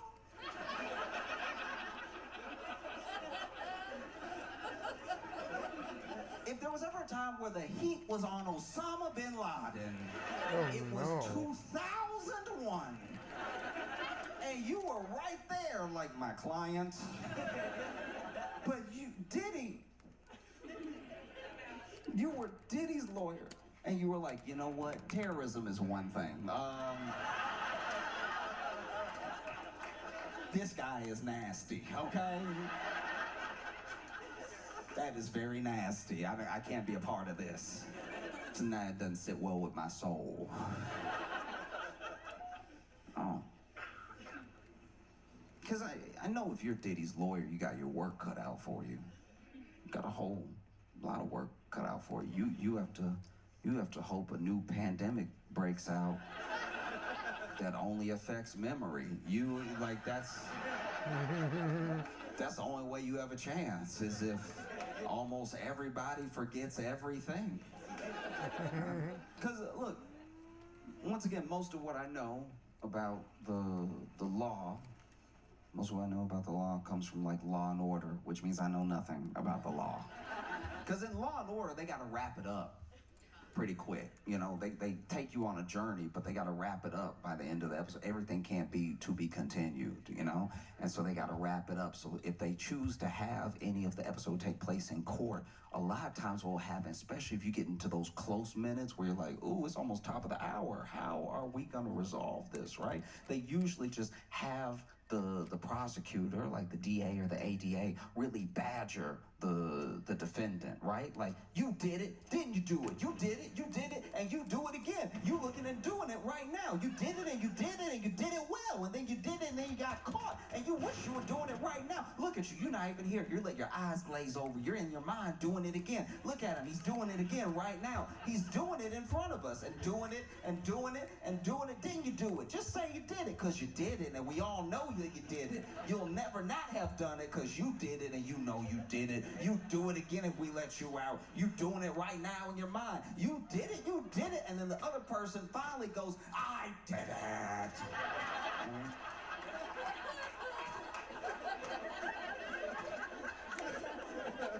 And usually they freak out and they're like, I can't handle having to say no more than 8 times. I did it. Oh no, the jury. Dick Wolf.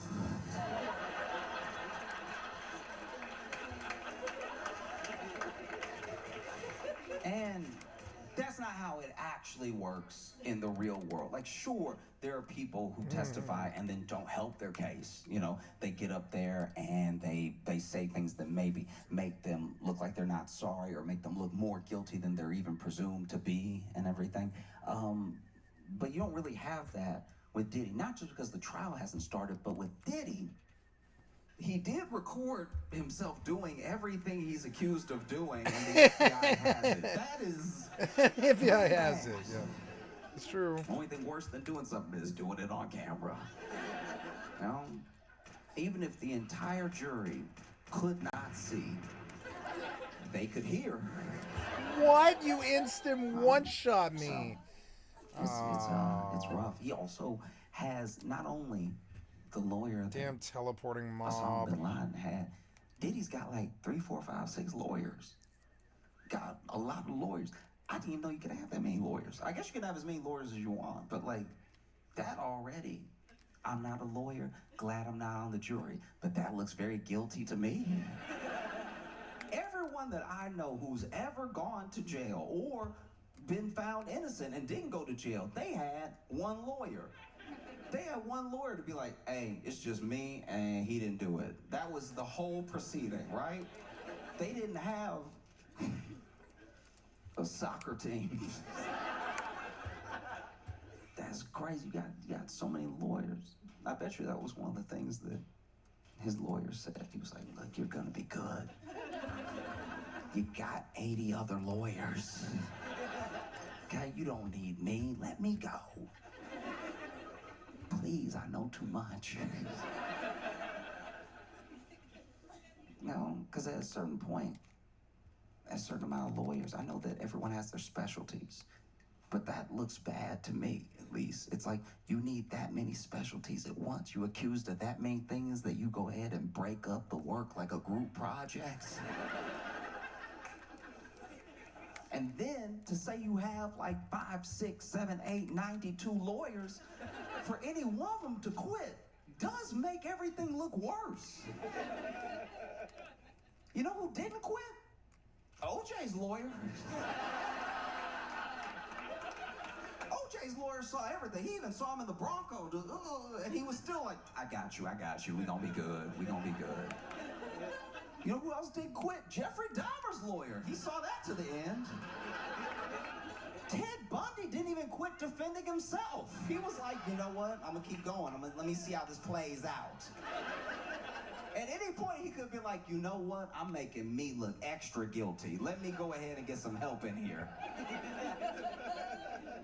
No, it's mind-blowing. I don't get it. You represent Osama bin Laden. And he was number one in the war. You went for the criminal. You repped the criminal. And whatever we're finding out about Diddy behind closed doors, you were like, not this. Yuck.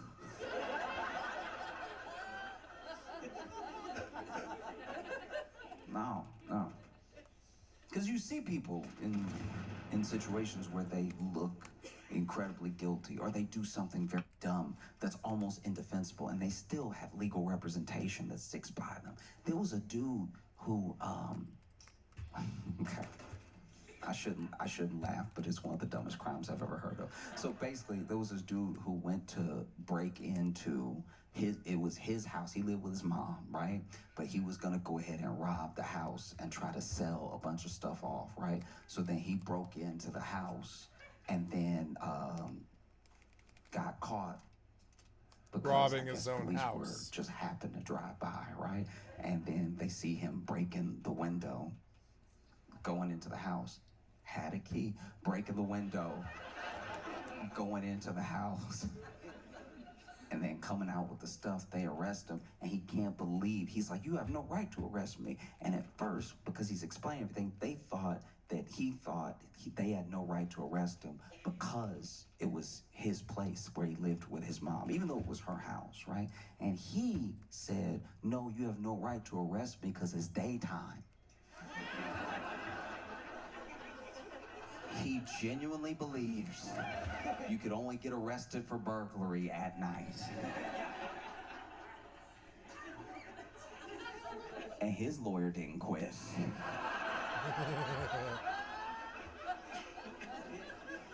There was a dude who,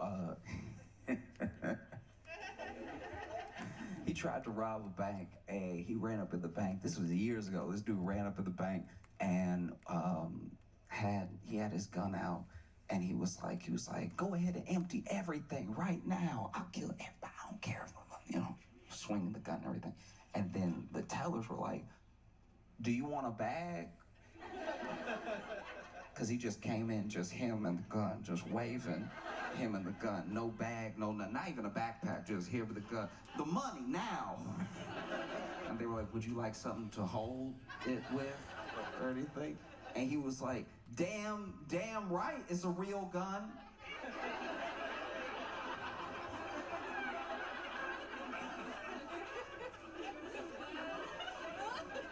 And they were like, sir, we asked, would you like a bag? Would you like a bag with the money? We're getting the money right now, but would you like a bag? And he's like, you're right, I've had it.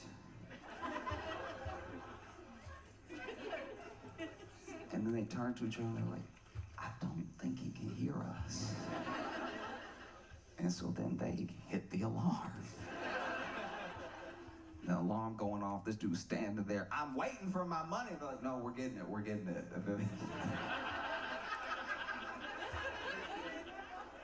They get the money, they get the bag, and before he can even leave the bank, cops roll up. And basically, yeah, he was hearing impaired. And so then he sued them for taking advantage of his disability. Oh my God. And his lawyer stood by him. Do you see how this normally works? That's how it's supposed to go. Your lawyer is supposed to stand by you. They're supposed to be your ride or die. Diddy's lawyer said, no, I like to live and I will not be getting in the car. Oh, that's insanity.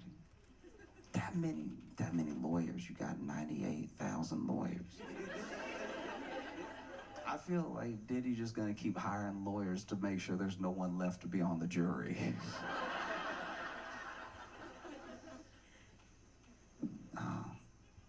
I don't even know what you would do, you know what I mean? Like, when you look at a situation like this where the whole world knows about Diddy and Diddy's case, right? It's global news, right?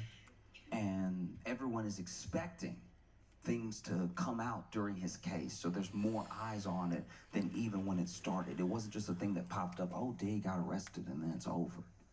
It's the fact that all of Hollywood could be implicated. That's the feeling that people have, right? So people are going to be watching the trial nonstop for every update possible, because maybe your favorite pop star, maybe your least favorite R&B artist, whoever, right, will be involved in this case somehow.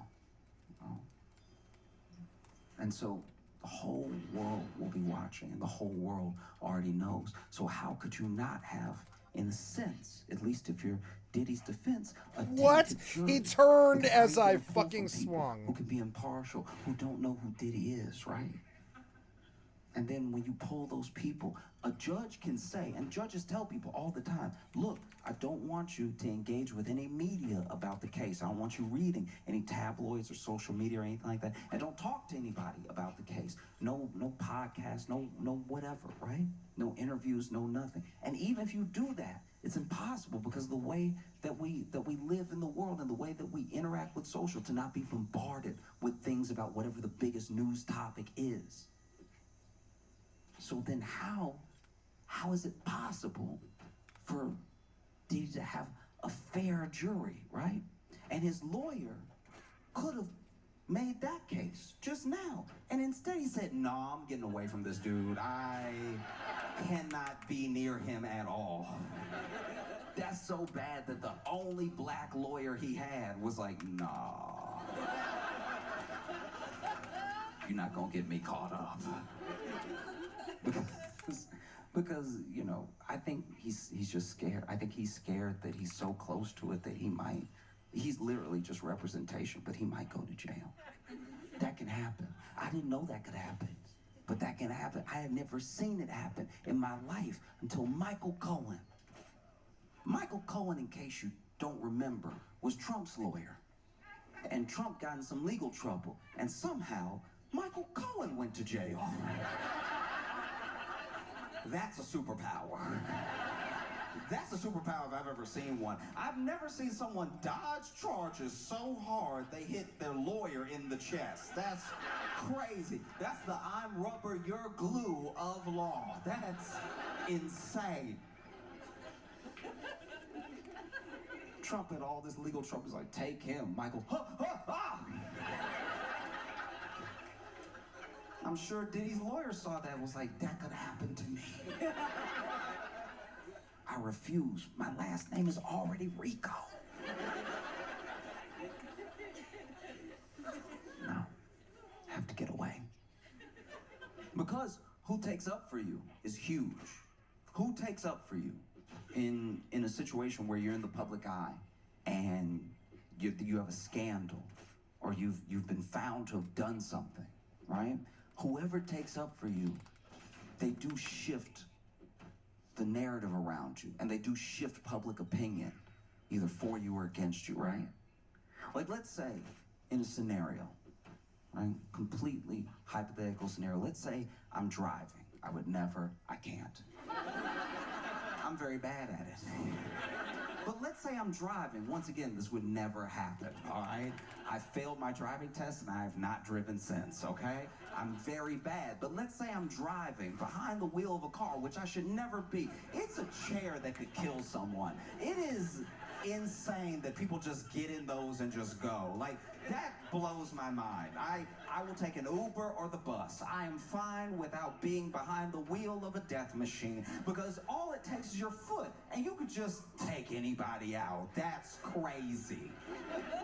I don't like being in cars in the front driving. Every time I move, it moves. That's crazy. I don't like that at all. I'll sit in the back. But let's say I'm driving, okay? And I'm driving because maybe my friend is hurt. Maybe my friend's like, oh no, I'm bleeding. No, I've been shot, whatever it is. And then he's like, you have to drive me to the hospital. I'm like, okay, I guess I'll kill us both. And so then I get in the car and then I'm hitting stuff. I'm just, because I don't know which one's the gas and which one's the brake, because honestly, they should be further apart. In my opinion, it should be like go-karts, like right foot gas, left foot brake, and then you can just drive like this. This feels more natural to me. I don't know what y'all are doing with this thing. This feels insane. To see people doing this all the time, ooh, I'm gonna start, I'm gonna stop, I'm gonna start, I'm gonna stop, whatever. I wanna just do it like when you're in a go-kart. I drive so well in a go-kart, not just because I can't go fast enough to murder, but also because I know that left is stop, and that's fine. But sometimes you get a foot in. Uh-oh, I've hit them both. What does that do? Please. Don't So then I'm in the car kill and me. I'm driving, right? And I'm doing it poorly because I do it poorly. Because as I've said God before, damn it. on stage, to many people, I don't like lefts. So I take rights until I get there, okay? So I'm just gonna take a right and then take a right, take a right. My friend probably gonna bleed out, but I'm taking these rights because a left will kill everybody, right?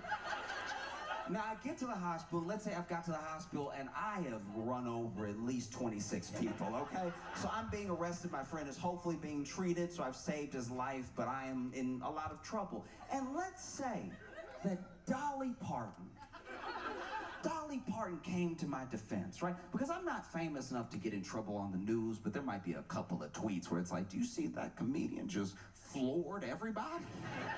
Just drove on the sidewalk for 6 blocks and took a right and drove on the sidewalk for 4 more blocks and took a right and drove on the sidewalk for 2 blocks and then took a right and then got to the hospital and hit somebody in front of the hospital. And I only hit them because I was trying to hit the brake, but it should be over here. But instead, it's in the middle. I guess. I don't know. I'm never in the car right there. I don't know what y'all do. Why isn't it just pep? Why isn't it just buttons? Let me hit a gas button. That would be nice. To just have the wheel and then a button. Right thumb is gas, left thumb is brake. And it's like a video game, but instead she's over here. Crazy way to do it, but y'all do you, okay? Let's say, though, that Dolly Parton comes to my defense. Probably never gonna happen. I don't know her, would love to, but let's say. She's like, I know Josh personally, okay? And I know he would never purposely run over 26 people. It must have been something that happened. And you say he was in a car. He said he would never do that. It must be an emergency. Oh, he was trying to help his friend. Y'all, please, if you can find it in your heart, to forgive Josh and his dumb feet. I'm just saying, if Dolly Parton came to my defense, I think that would shift a lot of people's opinion of me. Everyone loves Dolly Parton. Everybody knows Dolly Parton is a sweetheart. And so if she came to someone's defense, you would think, oh, if Dolly sees something in this person, then yeah, maybe they're a good person. Maybe she's right. Maybe he didn't mean to run over 26 people.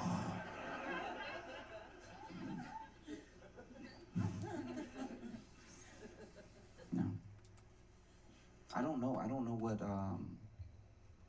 what Diddy does from here, because the guy who represented Osama bin Laden dipped.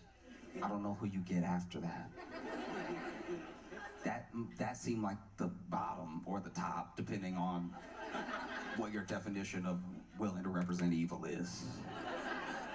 I don't, like, if the dude who represented Osama is like, I'm a dip, I don't know who else would jump in, you know? Giuliani? Okay, well, he lost his license. I'm positive he lost his license. Maybe I'm wrong. Maybe he's the only one who can do it. I have no idea.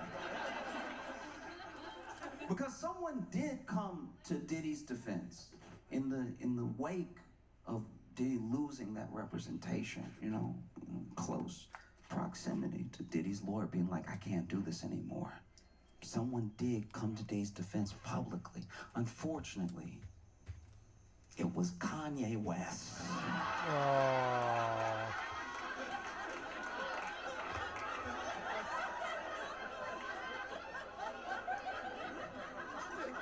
In a tweeting tirade, Kanye West went on an absolute rampage. He called himself a Nazi. He posted a bunch of like anti-Semitic stuff. He said all sorts of things. And then he said, by the way, free Puff. I think if you're Diddy in jail, you're like, this is worse. That is worse. I did not know it could get worse than the Osama bin Laden lawyer leaving me. But this is bad. This is very, very bad. That was me kind of like doing a little bit of rap in the way that Diddy does it because he's not good at it. You know what I mean? Like, but yeah, this is bad. This is worse because he's calling himself a Nazi and then he's like also that guy. Think of that guy and me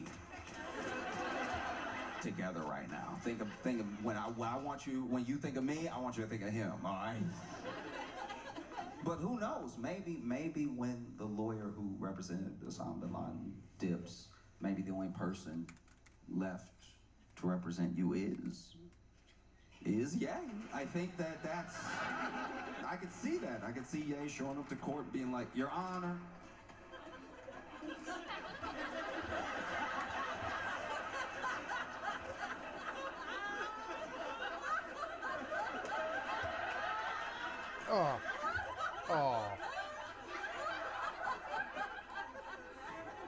I rest my case.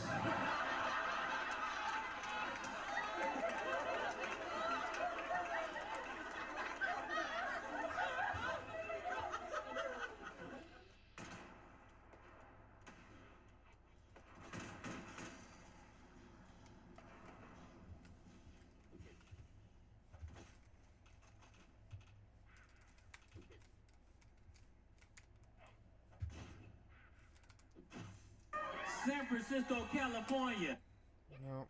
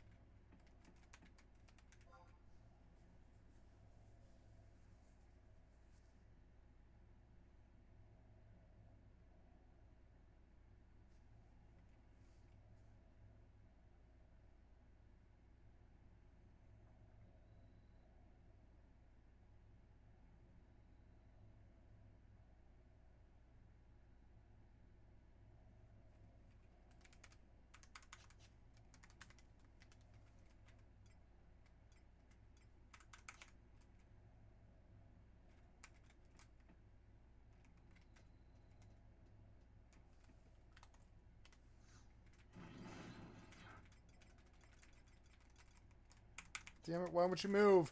What are you doing? Stop it. You stuck my controller. It's so annoying. I'm trying to get this thing, but I need Silent Will. I really can't afford Link. I really really can't afford Link. Like, I don't know. He was in a really good spot for a long time, and now he's not. So I'm just gonna fucking kill this with these.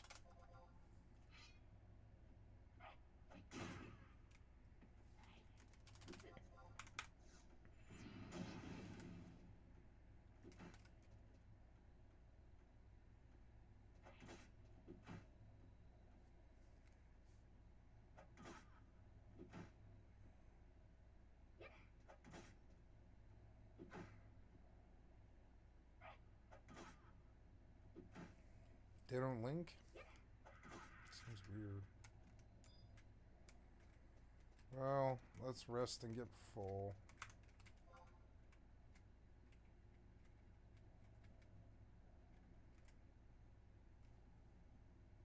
I don't know why I used my TP, I needed it.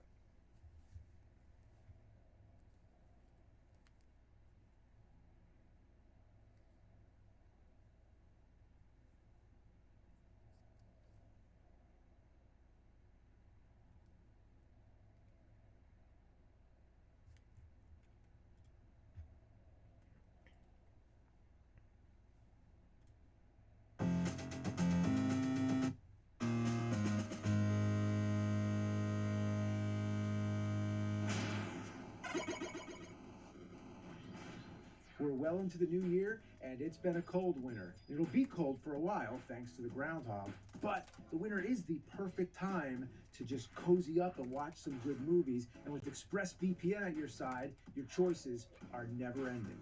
ExpressVPN is the ultimate skeleton key for anyone trying to unlock their streaming service's true potential. Searching for a movie or series but can't find it anywhere? Oh, come on, Netflix and Hulu motherfucker. hide content from you What based the on your fuck was this? geolocation. But with ExpressVPN, you can change your location to somewhere like Australia, and within seconds, the movies you've been looking for will appear.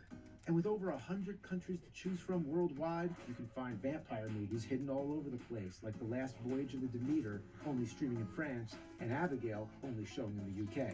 With ExpressVPN, At least I'm dodging the him a options lot. to watch what I want, when I want, are limitless. Find out how you can get yourself 4 months of ExpressVPN for free by scanning the QR code on screen or by going to the link in the description below, expressvpn.com/cinemassacre. Back in the day, it was all about Nintendo and Sega. Nintendo had Mario, Sega had Sonic. These were the two big mascots of the video game arena. Nobody else could even come close. It was a two-party system until the character Gex came along representing But the no 3DO. heel. Now, Gex was exclusive to the 3DO, just barely long enough for a sloppy crap to drop from a sloth's anus, because later that same year of '95, it was ported to the Saturn and PS1. So now both Sega and Sony had the Gecko on their side. 2 sequels followed, which were on both the N64 and PS1, and until 2000, Gex was the mascot for the developer Crystal Dynamics, who are also known for Legacy of Kain and Tomb Raider. Now that I just spit out all that history, let's talk about the character. What exactly is Gex? Well, he's a wisecracking, TV-watching secret agent gecko who's voiced by stand-up comic actor and writer Dana Gould, at least in the North American versions, who also wrote for The Simpsons from 2001 till 2007. So basically, Gex is just another green smartass like Michelangelo or Mondo Gecko. Yeah, remember Mondo Gecko? Or maybe it's more like the Geico Gecko. A talking gecko? Why? I'll tell you why. Because people trust advertising icons. Gex. 15 minutes could save you 15% or more on shitty games. So the game begins with a weird cutscene. I had just finished my usual morning routine of nude funkercise. Nude funkercise? Can somebody explain that to me? Or no? How about not? So the main hub is the media dimension, which is home to a bunch of TV channels that Gex has to travel through as he fights his way across a bunch of side-scrolling stages, each with a different TV theme, and ultimately has to go head-to-head with the main villain, Rez. All along, Gex keeps saying annoying one-liners. It's tail time! Just a bunch of random quotes, either throwaway jokes or references to Please movies don't or shows. aggro. Please don't aggro. They're rarely well-timed and often just come out of nowhere. God damn it. George, What was with that? What was with that? I don't know. Sorry, Mr. Presley. Looks like bugs after the trucks.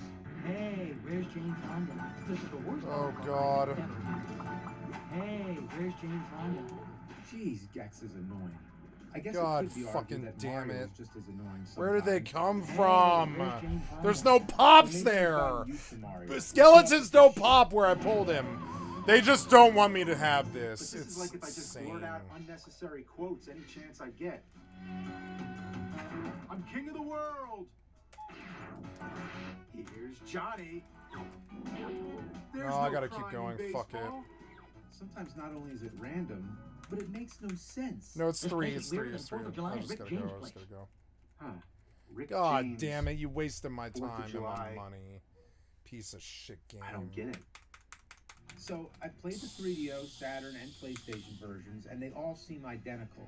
The first stage is horror themed, clearly, where you fight Franken lizards and Why is so much leather pop Jason aggro on face. Link? Why? Yeah, leather Jason face. It's fun to say. Try it. I remember this level. Yeah. Oh yeah. Wait a minute. Pull down while jumping? Can you pull down the D-pad? The only thing I can think of which means pull down is when you pull down your pants. The biggest question is which one of these games is the easiest to save, and I still don't know the answer. In the 3DO version, I died and gave up on the cemetery stage before I ever found a spot to save. But you can save on the memory card. The PS1 version you'd think would be simple, just save to the memory card, right? But no, it has a password, and they're really hard to read. Is that a D or an R? Maybe it's better on a CRT TV.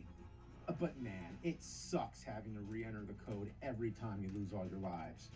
If you keep dying, like I did, you'll eventually find yourself entering the passwords on pure muscle memory, like you're punching in the Contra code. Except you only restart with 3 lives, so you bet your ass you'll be seeing the password screen a lot. Somehow it gets I worse hated because you the only get password passwords screen. after beating certain stages, like Yeah. bosses, for example. Each stage has hidden VCR tapes that also give you passwords to quote-unquote save your progress. But if you lose all your lives and haven't gotten a password in a while, you gotta redo a bunch of shit in the hopes that you'll get further than you did last time. Even the best levels in the world get old when you're forced to replay them on repeat. Otherwise, how is the game? Has it committed any real offenses yet? Well, look, the graphics are nice for a 2D side-scroller. Very reminiscent of Donkey Kong Country from the year before, but maybe not what you would hope for a next-gen console on the brand new CD format. But hey, it's very I am not colorful. getting The aggro. stages offer I a swear lot to of nice God. variety and cool things to look at. There's a cemetery, a cartoon land, jungle island, a kung fu themed stage, and the final Resopolis that's filled with acid pools, tubes, and moving platforms. The control is functional and unremarkable at the same time. It plays like a game. There's nothing weird going on. Yet. Looks like Beetlejuice threw up. Oh my gosh, the boss is chugging God knows what and then farting all over the place. He's farting! Now come on, that's just toilet humor. Now let's get on with this Buffalo Diarrhea bullshit. Come on, One blind big thing him. with Gex is that he can stick to the I'm gonna ceiling kill and this climb one, on which is walls, good. I'm getting just better. like a real-life gecko. It's probably one of the more unique elements of the gameplay. Gex can even climb on some background walls, which actually looks pretty cool. But sometimes I don't know which walls I can climb on because the background texture is blending into everything. God damn it. Other times, it looks like I can climb, but the game just won't let me. There's collectibles right there.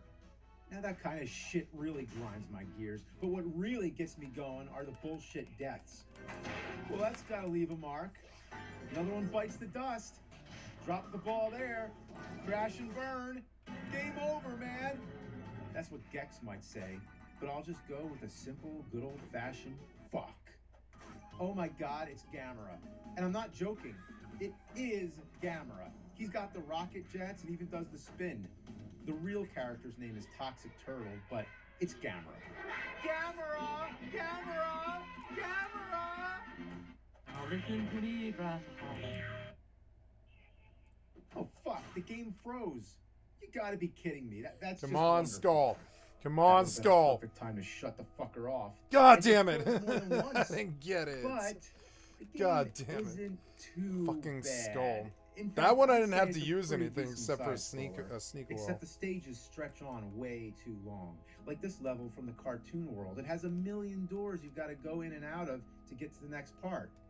The level just goes on and on for so long that everything starts blending together, so I forget which doors I've gone into already, and I start going in circles. The same could be said for a few stages like the rocket ship level and the final Kung Fu stage. They just never seem to end. Come on. One thing that could have helped would have been the ability to move the camera around so you can see what's below you to avoid stupid deaths like this. Some platformers have this feature, like the Flintstones movie game on Super Nintendo, and, well, this game really needed that since most of my deaths were from falling into bottomless pits and acid pools, right below what I can see on screen. Probably the worst part is still the passwords. Not just having to enter them, but trying to make it to the next password. Nobody likes having to redo the same shit over and over. Also, the one-liners are really out of hand. By the end of this, I must have heard Gex say Wilma 100 times. Wilma! Yes, but hey, at least you could turn the voice lines off. Wilma! But you know what? Actually, the most annoying thing of all is the final boss, Rez. Hey, it's Darth Vader's younger brother, Myron. You have to keep jumping across TVs, grab the power up to damage him, keep hanging on the wall, keep dodging shit, and every once in a while, you get the chance to hit him. It's a marathon, but afterwards, you get a funny ending. You're the greatest. I think you deserve a medal. You kick butt.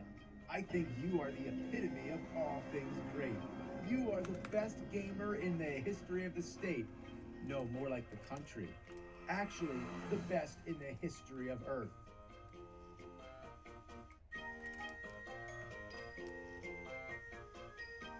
This goes on for over 7 minutes.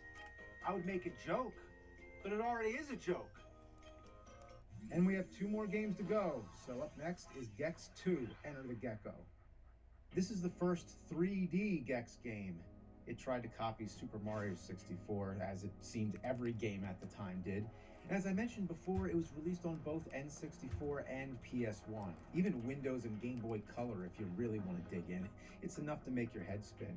So between the 2 consoles, I'd say in the PS1 version, the graphics I lost are a little all more my junk. crisp. I mean, You I can put read all of it signs away, I easier, think. the collectibles are cleaner, and the lighting looks way better. It also has an opening cutscene, which doesn't happen on the N64, probably because it's on a cartridge. The one-liners don't seem to repeat as much either. All right, boys. Phases on stun. But that's only because they had to cut a crap load of them and some music to fit the whole game on the 64 card. Oh, and the save system on PS1 is better. So, with all that said, let's play Gex 64. First annoying factor is the confusing navigation. The stages are designed like Mario 64, where each one has multiple objectives, and you can only accomplish one thing per playthrough. I mean, it is Gex 64, so what else were you expecting? In Mario 64, you're collecting stars. In Gex, it's TV remotes, but it's the same idea. The problem is that it's less clear where you're supposed to go, so you just run around aimlessly until you accidentally complete an objective or find a remote. The camera is the biggest problem of all. It just swivels all over the place. Hey, I can't see! Oh, fuck, did you see that? I was in the middle of a jump and it moved. The camera is not your friend. It's like, hey, I need some help here. Oh, fuck you, see ya. But you can change it to manual. Now you have more control. That makes it a little easier. The aesthetics are fun. It has a playful style, making references to Bugs Bunny, Indiana Jones, Gilligan, James Bond, and Godzilla. Yeah, gotta love the Gexzilla stage. There's even a room that's flooded by an overflowing toilet. Now, if I'm gonna call anything a shitty game, well, that just takes the turn. Oh, Gex, don't lick the toilet. Oh, no, that is one sick puppy. I mean, gecko. Oh, and on the Kung Fu stage, the music glitched. And it started sounding like Gex took a hard shit in the garbage disposal. Man, just listen to this. It's like a jackhammer to the ear. I know, So I so exited fun. the level to try to fix it, and the game froze. Yep. Come on N64 on a cartridge. There are some incredibly annoying parts, like these doors, for instance. I don't know what you'd prefer to call this trope in gaming, but I'll dub it the Scooby-Doo doors. It's when you have to figure out which doors lead to which doors through trial and error. It sucks. I don't like it. Both Kung Fu Theater It stages sucks, have their I don't problems, but the second one, Samurai Night Fever, is a real son of a bitch. There are so many moving platforms, so many tricky jumps, and all you do is fall, fall, fall. It sets you up for failure every step of the way. Even with the camera set to manual, the game just feeds you shitty anus angle after shitty anus angle. I'm in space where I can jump even higher, and the camera betrays me once again. How did I not make that jump? When you can't move the camera, the game I makes don't know, this annoying bad chirping developer. sound. Almost like a cuckoo clock. It's just to let you know I the camera hate that. stopped. I hate don't that. know. I remember that. Oh God, I remember that. Lovers I did the same remember thing, now. but at least it had the I remember courtesy that to mix the bird sound. chirps Oh with the occasional yeah. fart and burp. Was this actually a trend at the time? Imagine if that happened in real life. If you turn your head too far and a fucking woodpecker showed up.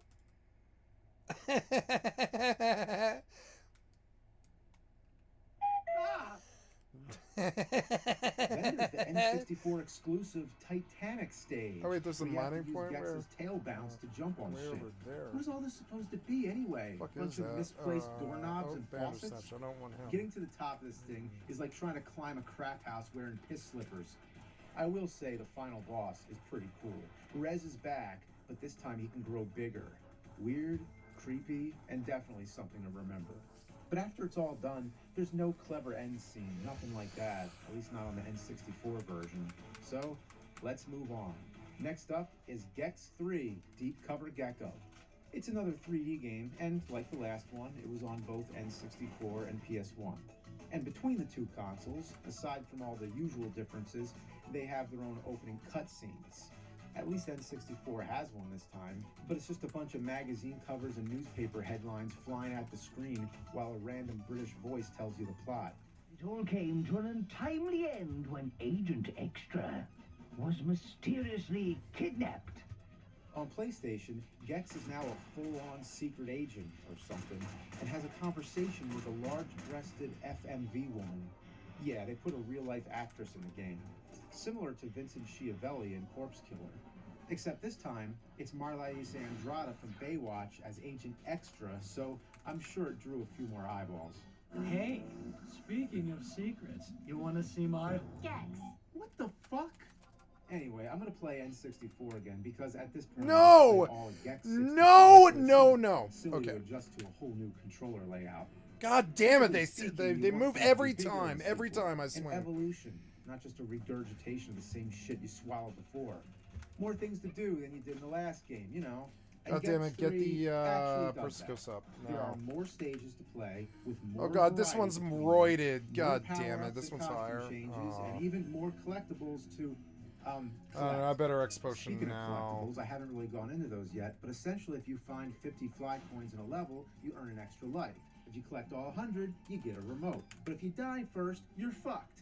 Unless you find a checkpoint mid-level, you need to re-find every single collectible every time you die.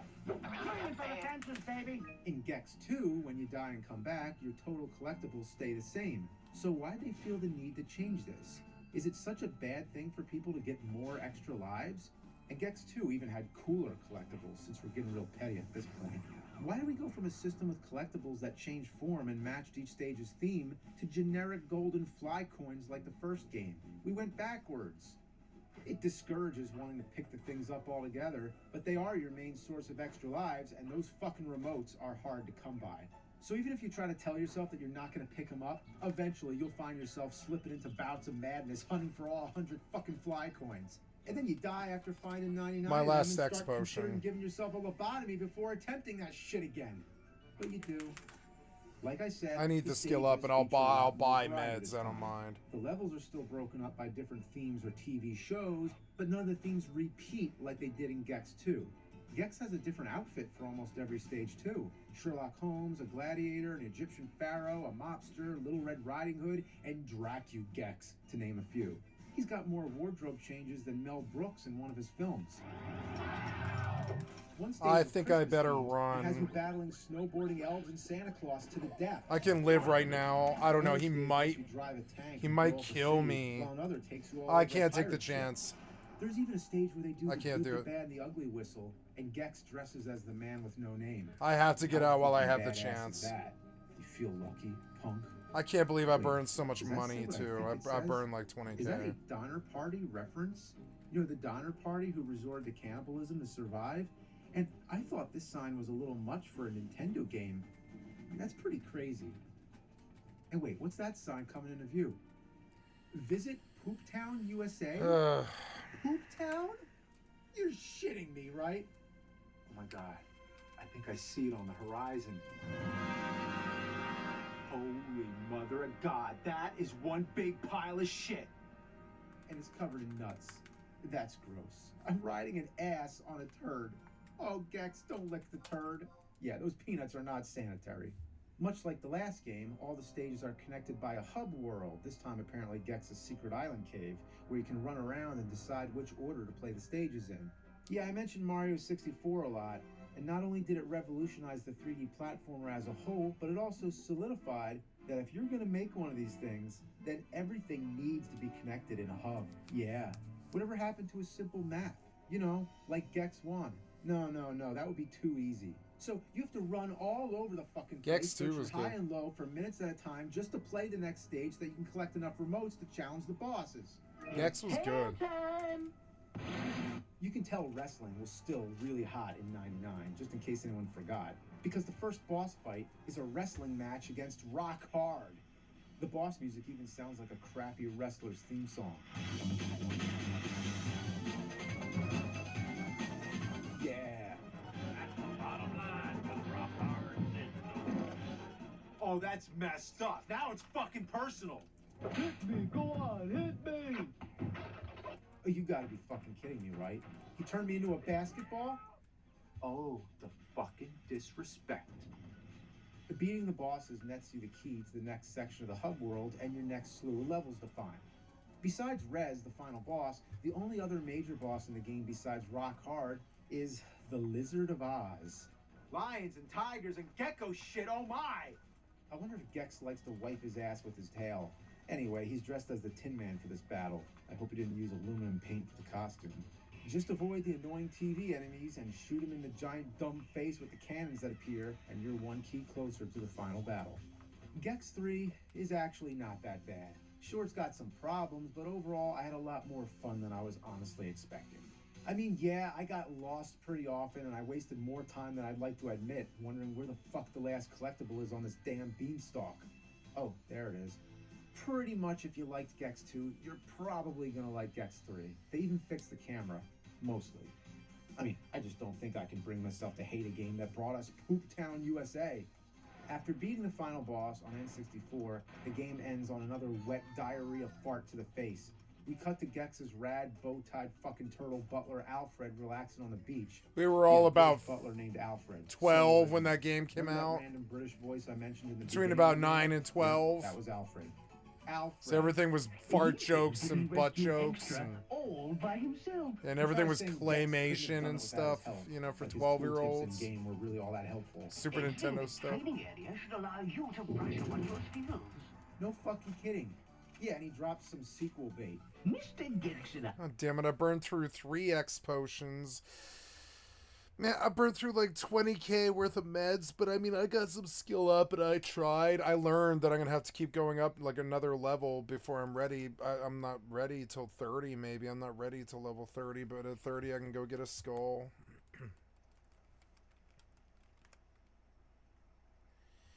I put the entire run at risk, and I shouldn't do that. I can just wait a couple of days and reach 30 or whatever, 3 days, something. It's dumb to put it all at risk. It is midnight, guys. I'm going to go to bed because I've got to go to the dentist in the morning. So, or I mean, but I just don't want to screw up my schedule any worse than I already have. I could keep going, I suppose, but I didn't want to play any more Final Fantasy. I know that.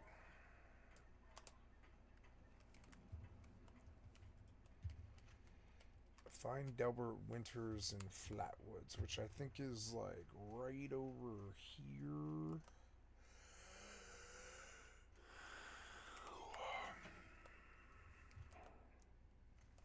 Yeah. Search for training instructions.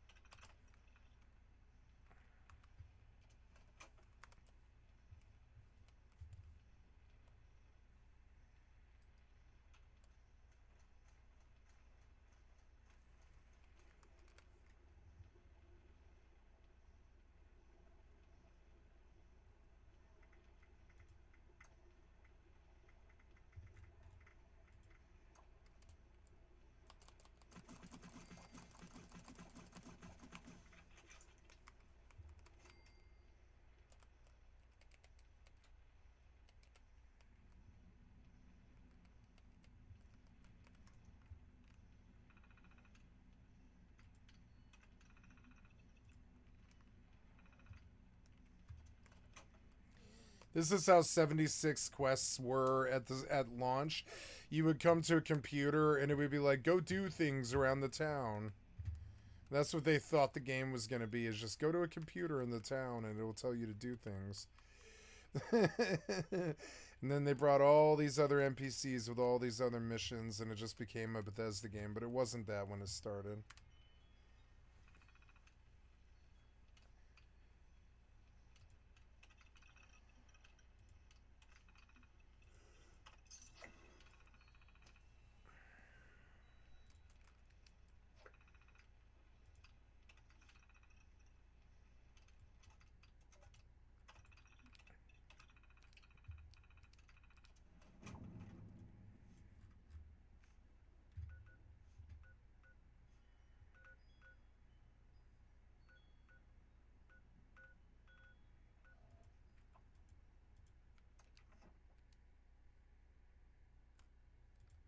I will return soon.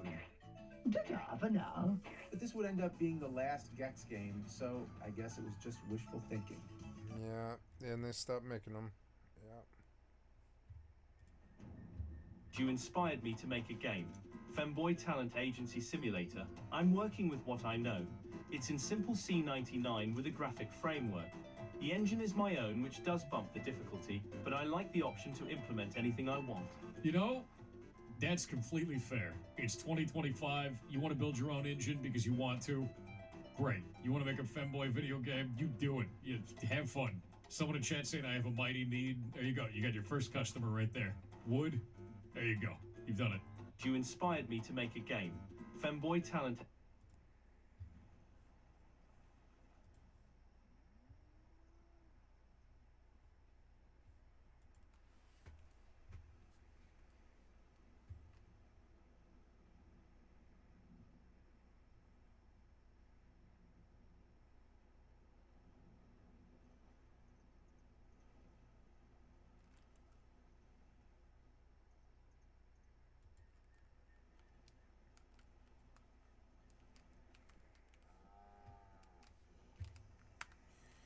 Okay, this is where I'm going to stop. It's midnight on a Wednesday or whatever. I'm going to stop.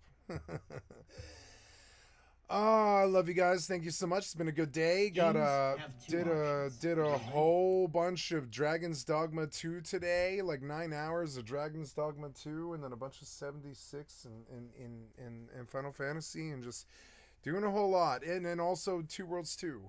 So, enjoying a bunch of games. So, thank you so much for your time, guys. I liked being here. I yelled at a lot of developers today. I'll try not to do that as much, I've been yelling at the developers quite a lot. But, I mean, some of these games are so old. It doesn't really matter. Dragon's Dogma was kind of newer, though. It's a pretty game.